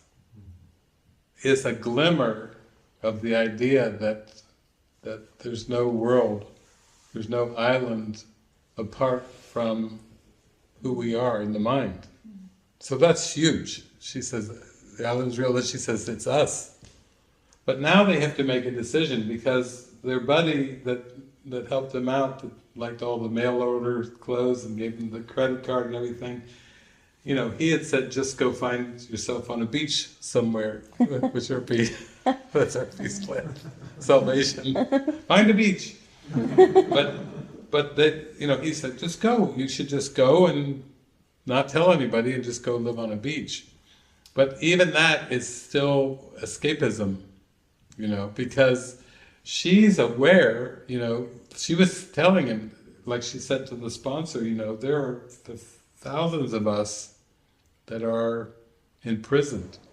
And Jesus says that in the Course, as long as one slave remains to walk the world, the Son of God will not be free. So they've got to take that thing, they've got to face it. Do we just try to make a little haven of special love here? Mm-hmm. Or do we go for the good of all? Do we go for the salvation of everything and everyone, the freeing the Son of God from belief in time and space in the bodies? So they're getting close to that point, because from their perspective they've escaped the island, but she did say the island is us, and now they have to kind of decide whether they're going to go for escapism, which is those 9 chapters in the Course from 15 to 24 on special love relationship, or are they really going to go, this Course will be believed entirely or not at all? And if they're going to go for that, they're going to have to face the ego head on. They can't just go try to avoid and hide from security and from the ego. They're going to have to go right back to the beast. That's what makes it a classic. They've got to decide to go for a release, or just try to make a haven and hide away from the big bad Dr. Merrick, and the islands. So they finally joined together. She says, you go, and he said, we'll disappear, but after. That's very profound. We'll disappear. Really. He's talking disappear, but Course in Miracles wise, that's the disappearance of the universe.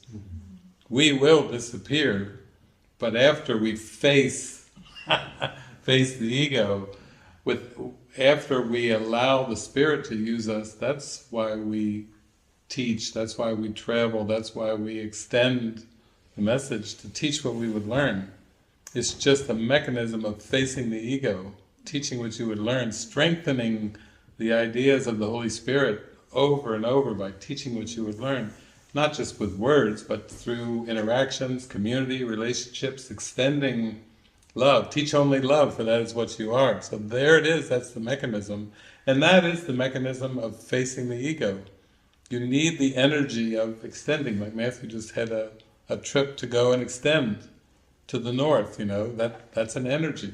I heard that Lucy told me, she said, I told him, he said, where's your husband? He's extending. He should be here with you. You're sick.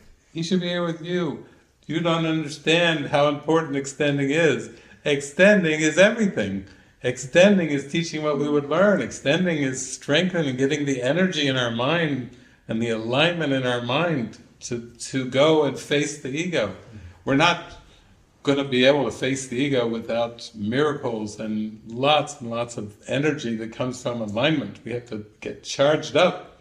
So that's where they are right now. They're just, we'll disappear, but after. After we go back and face the island, after we face Merrick. And they even got an invitation from the salesperson. You need to come back in, we need to rescan you. To regrow your egnate, Oh my gosh, there's even an invitation. They're just accepting the invitation. Okay, back we go. Let's go right back into the beast.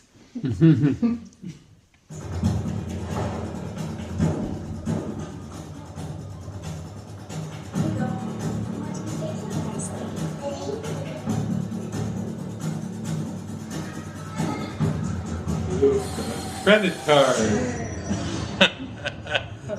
That's how I'll say, here I am, come and get me. Like the credit card. It's all part of the plan. And quickly.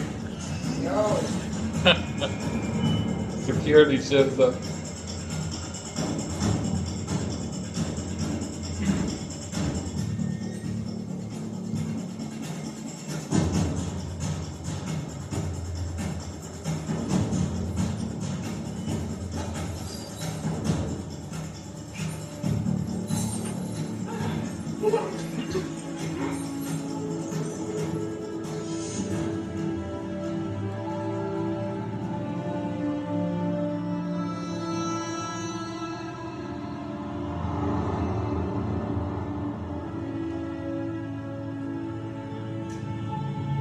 So there's a good scene right there, which is positive. Because the head of security, he looks over and sees her wrist is stamped. And that gets him thinking about his life and his own imprisonment and being, stereotyped and scanned and labeled.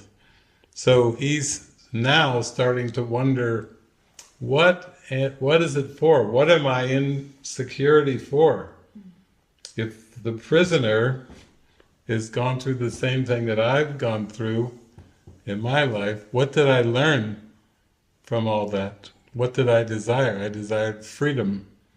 I desired to not be stereotyped and scanned and pigeonholed and everything. So you could see, even though he's arrested her, that's her way of going to the island to meet up with her friend who's going in to have a rescan. They're both going in, but that's a key point right there, because now the security guy even is starting to see that she's marked, and he's been marked in the past too.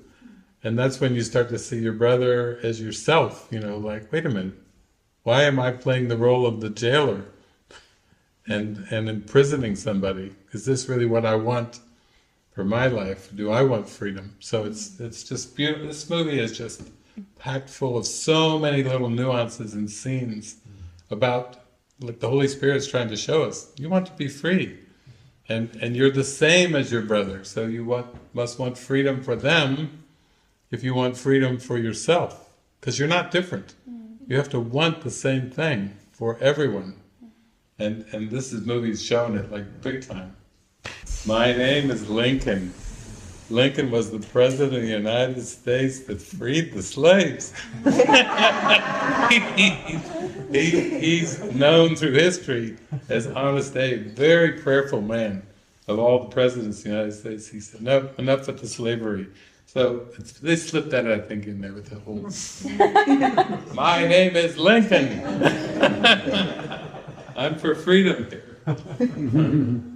The ego made the world, the ego made all the bodies, and then the bodies and the planets and the spheres all move according to the ego until the mind gives it back to the light, to the Holy Spirit.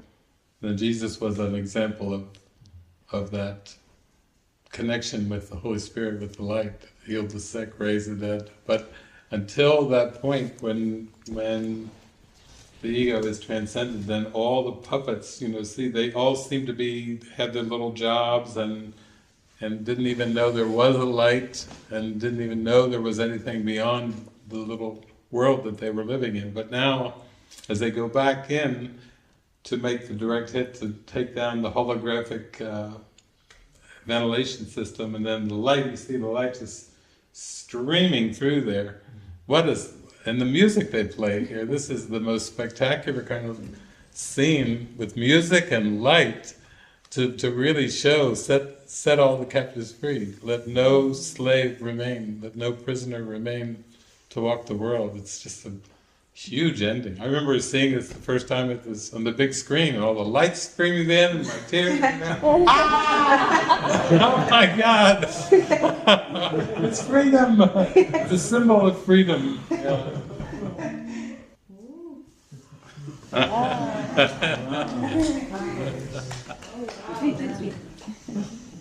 3 hours, 3 Okay. minutes. 3. Beautiful.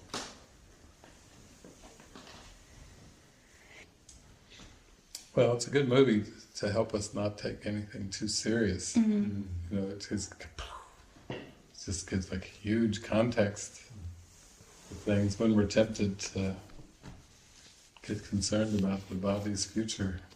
Then this is like Jesus saying, "Be not content with future happiness, for it is not your just reward, for you have cause for freedom now." That's a pretty big one, letting go of future happiness. That was our main goal for a while there. Now it's like, show me the moment. Show me the moment. Show me the holy instant. Yeah, that's the prayer.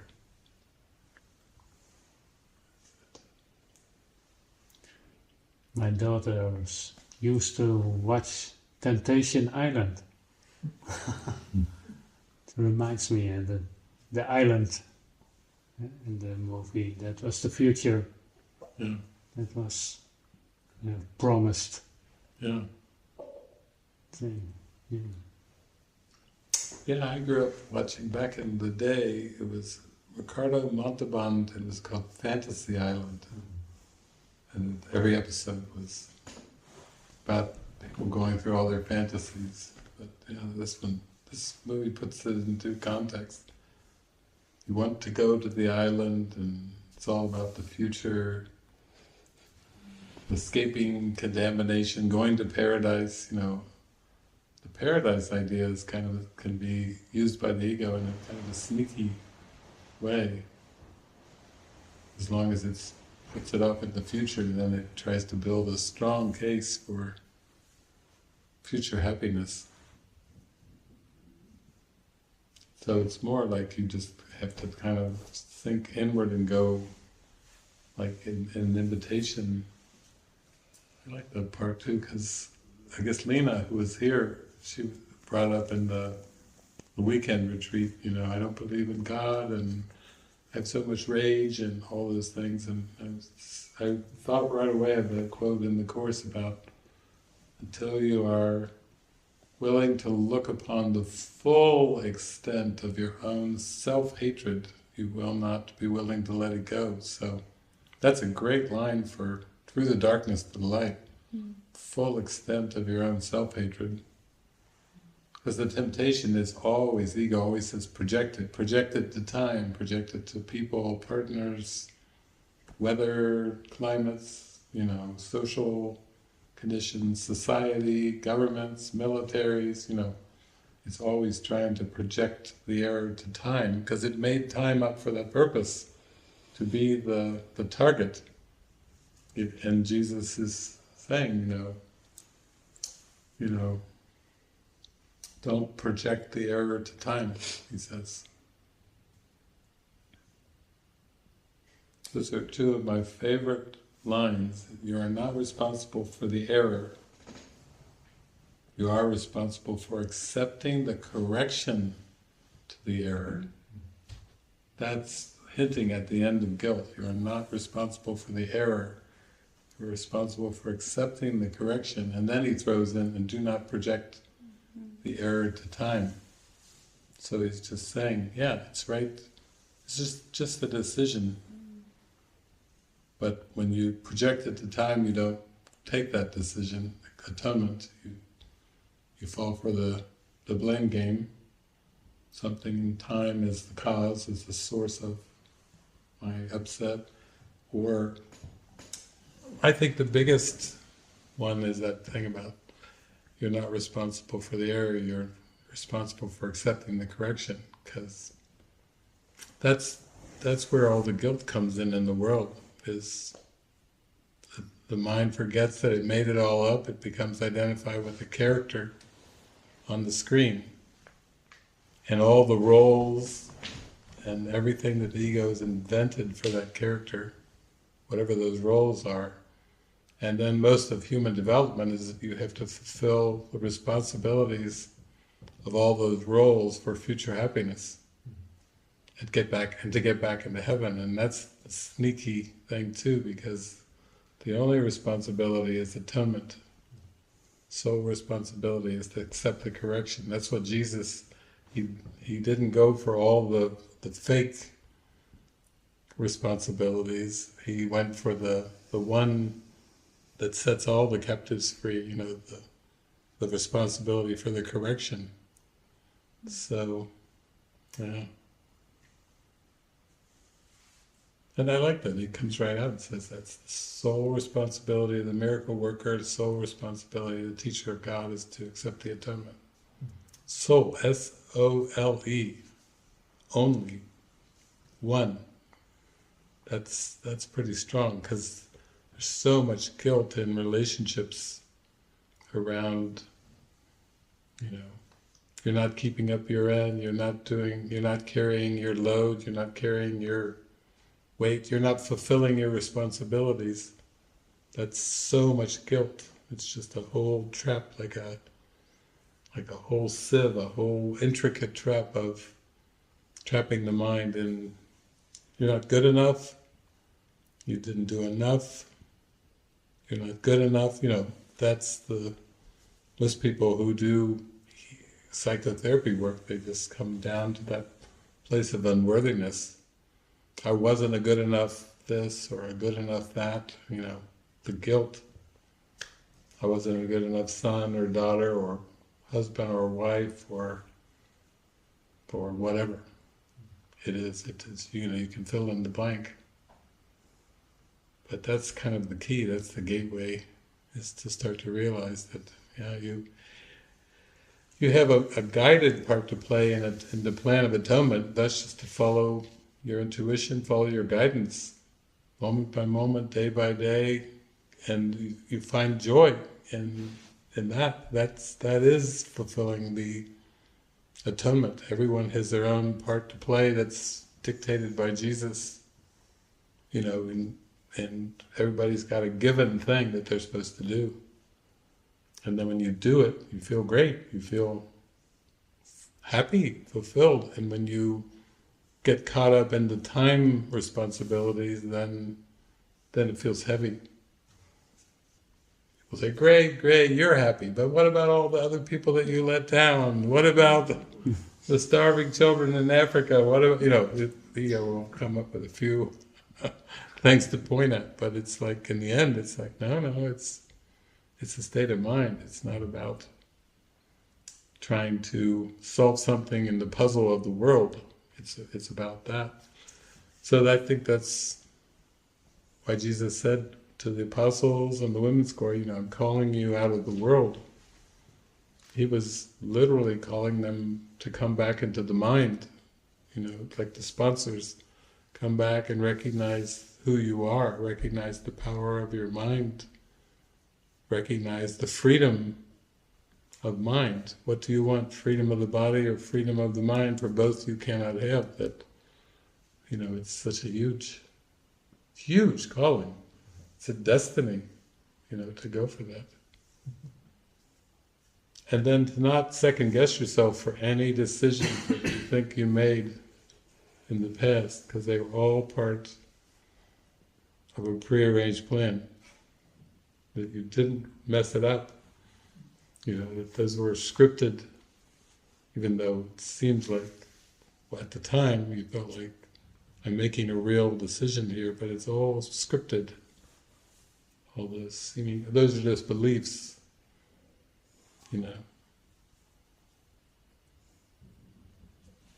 A decision that's pushed out of conscious awareness turns into a belief. Can you say again, please? A decision that's pushed out of the conscious mind, pushed into the unconscious, turns into a belief or an assumption. So instead of saying, I don't want to do this anymore, I don't want to do that, it's more just what is the belief underneath that I believe is real, that's dictating my character to say, I will never eat celery again, or whatever the character is saying, on the surface. It's like, what is the belief underneath? It's forcing that seeming decision. It's not really a decision. Decision is just to be second in that case. In all beliefs. Yeah. Another word for belief is like assumption. So underneath the seeming decision, there's an assumption underneath, and like the world is real. Yeah. That's an assumption. That's the assumption, and then the decision. Somebody has to make a decision here, or I must make a decision, and I need to accept atonement. Is really what is called for. And question the belief. Really is the how I think. In changing the world, yeah, that's when we think we have to make a decision to change the world, or somebody else needs to change for me to be happy. Then it's like. And it's the best way if something happen, not happen. Yeah. That's like you can't mess it up. Ultimately, it's an eternal guarantee that you're innocent. No matter what you think you did wrong, Jesus is still smiling back there. It isn't so. You didn't blow it. Guarantee. Yeah. Signed, sealed, delivered from heaven. Yeah. There is the line, I don't know which lesson it is, but you mentioned it on the weekend too, like the world is not real. And when Rester received from all of the angels all the songs. And then there was this exercise that Javi was doing where he was saying, it's not spirituality, it's physics.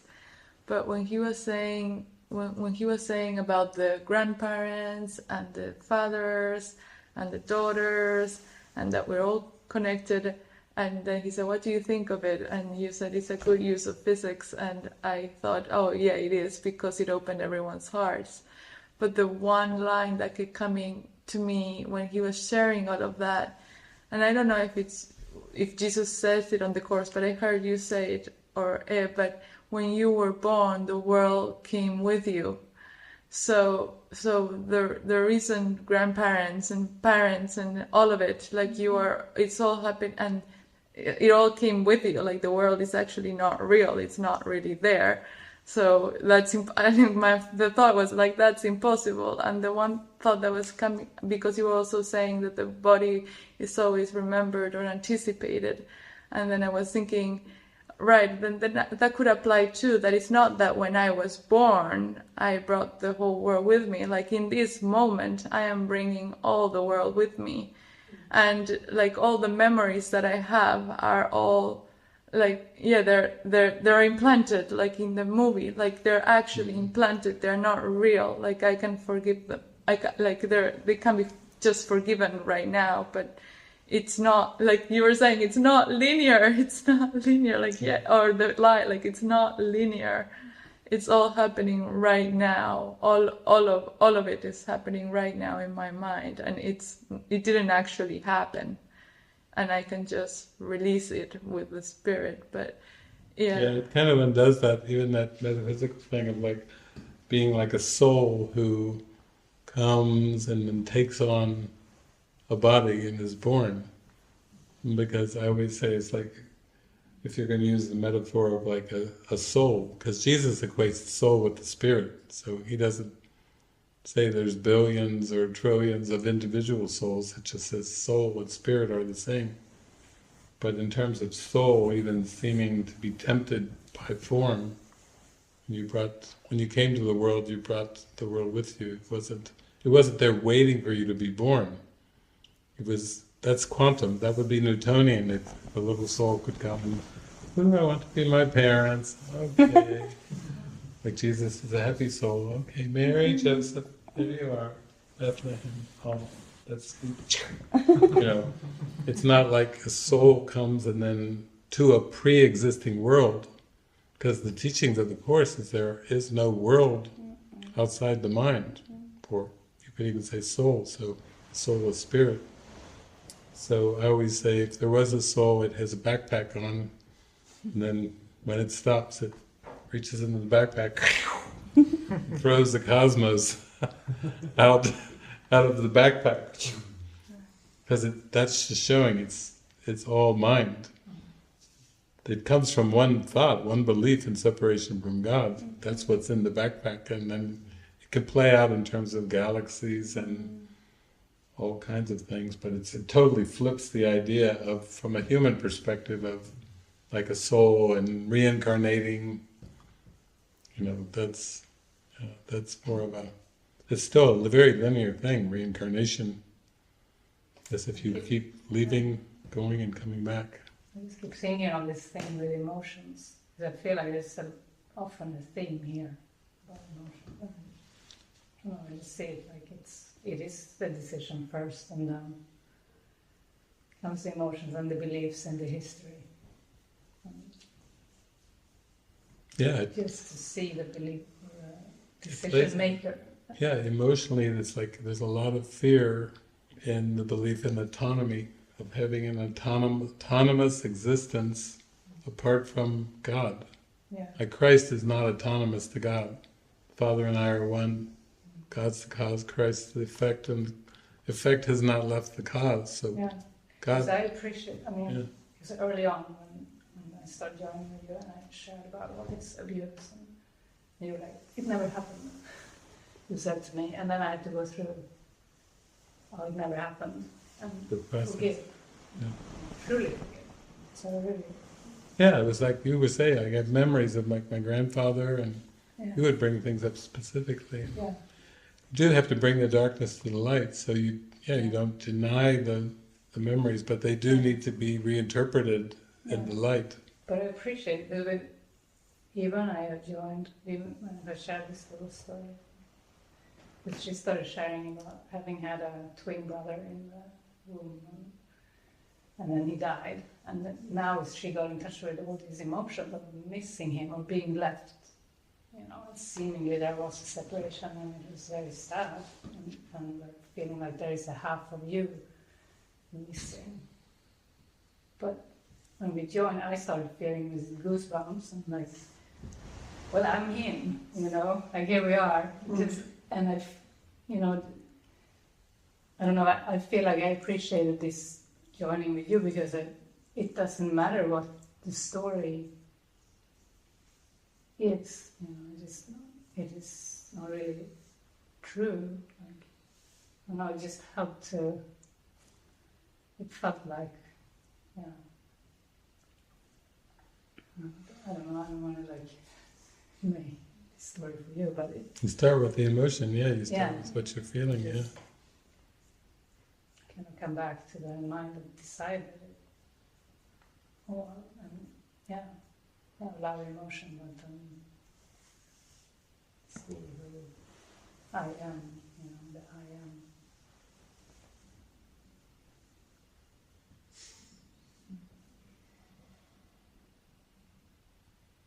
It's quite a trip, It's such a sad story, if you believe in the story of the human, so many years, loss and lack and missing, or abuse, whatever it is. And maybe it's also the symbol of separation, how horrible it feels to be separate. It feels really like a split. Yeah.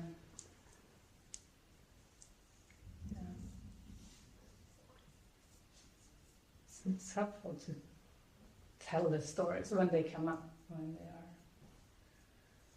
the mind allows it up. I think for healing, releasing the emotion.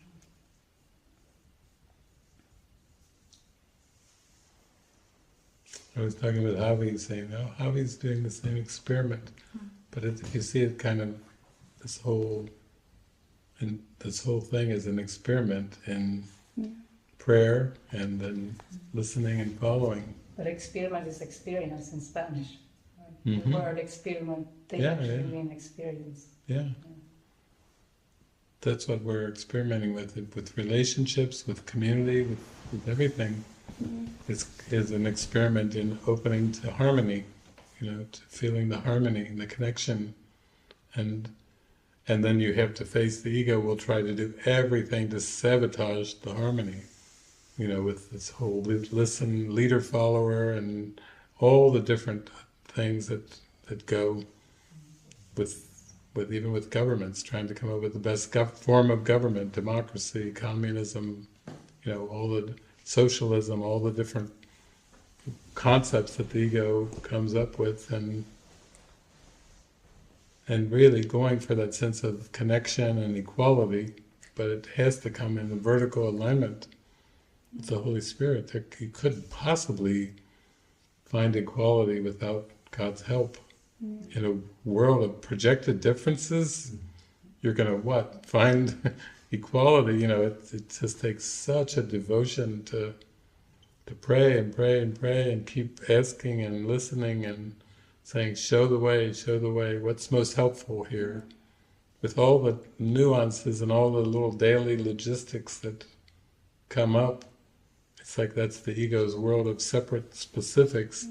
And then you want to use those specifics to be in alignment. So there's no personal entitlement, there's no personal responsibility, there's no personal consequences. In the end you're going for transcending the personal perspective, which is just the egoic perspective. And I always like that about, like Gandhi, what serves the whole? What serves the whole? I don't think he really wasn't doing those things by non-violent living, just for India. He would say, we want to free India of British rule, but he had a much bigger calling than freeing India. It was the non-violence was something deep in his core that he really believed in and experimented with the British, marching to the sea to break British laws. You can't make salt at the sea. He marched with a bunch of people to the sea to make salt. And a lot of people got arrested, and a time when they came to stand up for what they believed was right and true, and then the British just pounded and beat them and everything, but they didn't fight back, And then all the press was there too, to watch it and write about it, this sense of non-violence in the face of attack. He really was inspired by Jesus, Gandhi. He said, I love that. Someone smites you on one cheek, turn the other cheek on. It's fantastic. Let's apply that. It's like exciting to see somebody, from India, a Hindu, taking the teachings of Jesus, and let's apply that. Let's be defenseless here and see the strength of it, in a world that says no, there is no defenseless innocent. You have to defend yourself if you want to remain alive. And the teachings of Jesus were so far beyond that. So far, far, far beyond everything of this world. And today in the morning we are talking about that too, to the powerful to release all the past belief, but all the past belief. I don't know who is it, but I will discover who is he now without the past. It's like, but for whatever thing, for the food, for whatever thing, it's like new mind always. And that is the beautiful that we are going now in the community, because it's the pray all the moment. It's like, okay, I don't know what I mean in this situation. I don't know what is the most helpful for anything, but I would like to learn how give now, because it's in the giving everyone is feel that inspiring in the heart, in their heart now. So beautiful. When we went to QDS, we saw beautiful experience to everyone, one support to everyone, but it's not about one rules. It's about to, I feel so inspiring to cut one flower. I feel so inspiring to record it, but it's like a dance to everyone. It's like, oh, this is so beautiful. Was so beautiful. Marcelo was saying, I felt inspired to do a session on Tribo Cristo, but I had no idea what I'm going to say. And then Soren says, "Oh, here's some ideas." And then who was it? Raphael was like, "I'll go cut a flower, some flowers," and goes out to the garden to cut roses. And then there was Daniel from Colombia. He was saying, "Oh, I think you could try this." He was giving all this tech thing. And I can help with that text things. yeah, but it's kind of a breakdown of linear organization and into going much more into inspiration. You know, just trust. And trust. Because she's like, I don't know what I'm going to say. I didn't even plan it. I had nothing, no notes and everything. And the wedding here with those two. Yeah, that was very spontaneous. I remember that. In half an hour. Yeah. Half an hour. Wow. We had David on the phone before. Yeah, right. There was still some we woke you up before that. Yeah, it was amazing. Yeah, because you could apply it to anything. People could say, "Well, yeah, it's good for a broadcast, but be careful, don't do a wedding," because the ego always breaks it into categories and don't do this, don't do this. Put some time and thought into things, and yeah. Well, as soon as Jenny has the idea to call you, and you were really on the phone, then that was the moment I thought, wow, this looks serious. Maybe we're going to get married. Before that moment, you're like, it's hypothetical. It's actual. It was scripted. We read the script.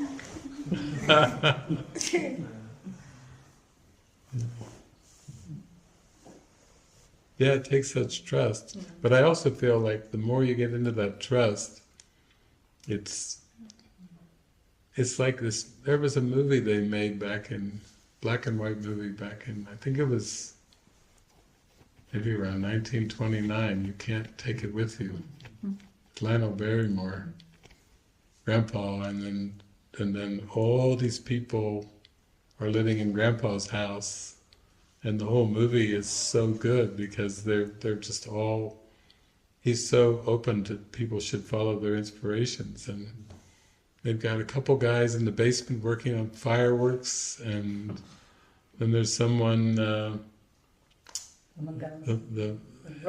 writing a book with using a cat as a kitten as a paperweight for the pages of the book and moving it off and putting it. And then there's one that's a dancer. It's so happy she's twirling around and dancing, and yeah, the whole theme was called You Can't Take It With You, but it was about joy and inspiration. And he didn't talk too much about the Bible, but there were some references to the trust and the faith, And the movie that we saw too, the last movie, Time's End? No. No. Oh. Was Christian movie? Oh, The Forge. The Forge. Yeah. That was a lot of faith, prayer, collaboration. Yeah. Yeah, I guess we're starting on Friday, so we just have to stay open to prayer for the movie, or the movies. Yeah. When people all come here, and what the themes are, and this was a very deep metaphysical movie, The Island. But sometimes it's... Yeah, I think for some it's the leaving the world, like or still being in the world, but feeling such strong calling for awakening, but maybe feeling afraid and not knowing how to take the next step or what it is. Yeah. I think a lot of the people come, some of them are in that phase. Yeah, we did watch, was it some days ago, we watched this movie, The Girl Who Believes in Miracles. That was really sweet. I mean, when I was watching that, at first she finds a dead bird, then she prays and the bird resurrects and in her hands and flies off. Then there's a situation where a dog is hit by a car and killed and laying there dead, and she goes over to the dog, and God through her raises the dog back, and then when I first saw that, I was like, wow, where is this thing gonna go? You know, she was like raising the bird and then the dog, and then other people, you know, started to come to her front yard, and she was just so happy and in such joy, and then that was going on and on. But I never expected it to go where that movie went at the end. That was like way past what I thought somebody would put into a movie. With Jesus, first a light showing up on the water, and then Jesus in blue jeans and a white T-shirt, and then he was in his full robe, and you know, oh my God! But it's like we're in Europe, you know. This is the place where the Crusades, the Spanish Inquisition. There's been a lot of things that happened over in Europe to turn people off to Jesus. Good movie. The Fountain, yeah. Anna loves that one. Yeah. That's the one that changed everything for me. Well, that's good too. That's very, very good. The Hugh Jackman. fountain, La Fuente de la Vida. It's like many lives, like all happening at the same time. Yeah. And that the wife is sick, and then he is trying to find the solution for the disease, and in the medical model, and then he's forgetting, and then She's saying, finish it. Yeah. Finish it. ¿Te acuerdas, no? Maybe not. And then there is the tree of life. Yeah. Some very graphic scenes in that. Yeah. Tree of Life. There's something coming up I'd like to share. I just felt when I saw you yesterday, I just felt this joy of seeing you again.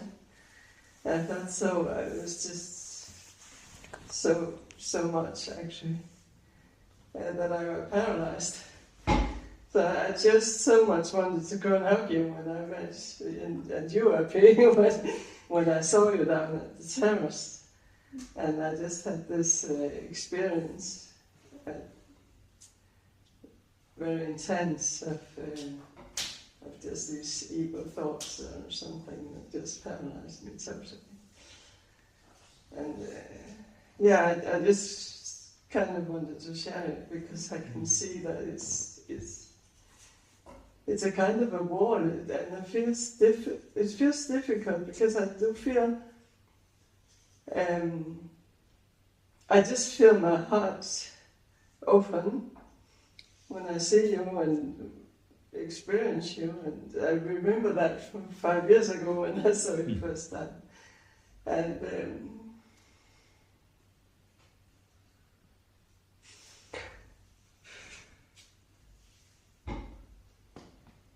I don't know. We've talked a lot about bodies, and I don't know if there's something that's a kind of a focus on the body or something, and then it just confuses me somehow. Yeah. So I'm just, I don't know. This is just a lot of confusion in my mind. But I just felt so happy to feel this joy and this. I felt really joyful. Yeah, it's good. Seeing you again. Yeah, that's good.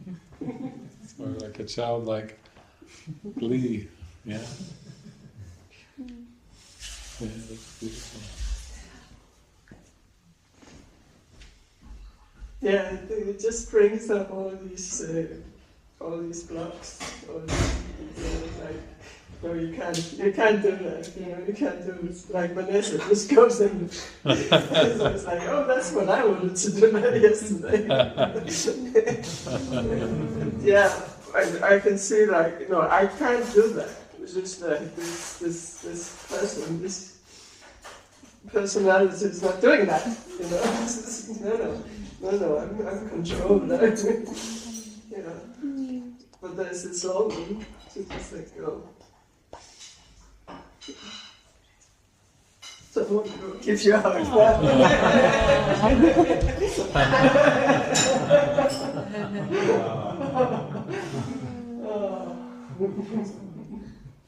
Vanessa showed you the way. Vanessa just showed you the way. You perceived her, so you were like, You can do it too. oh.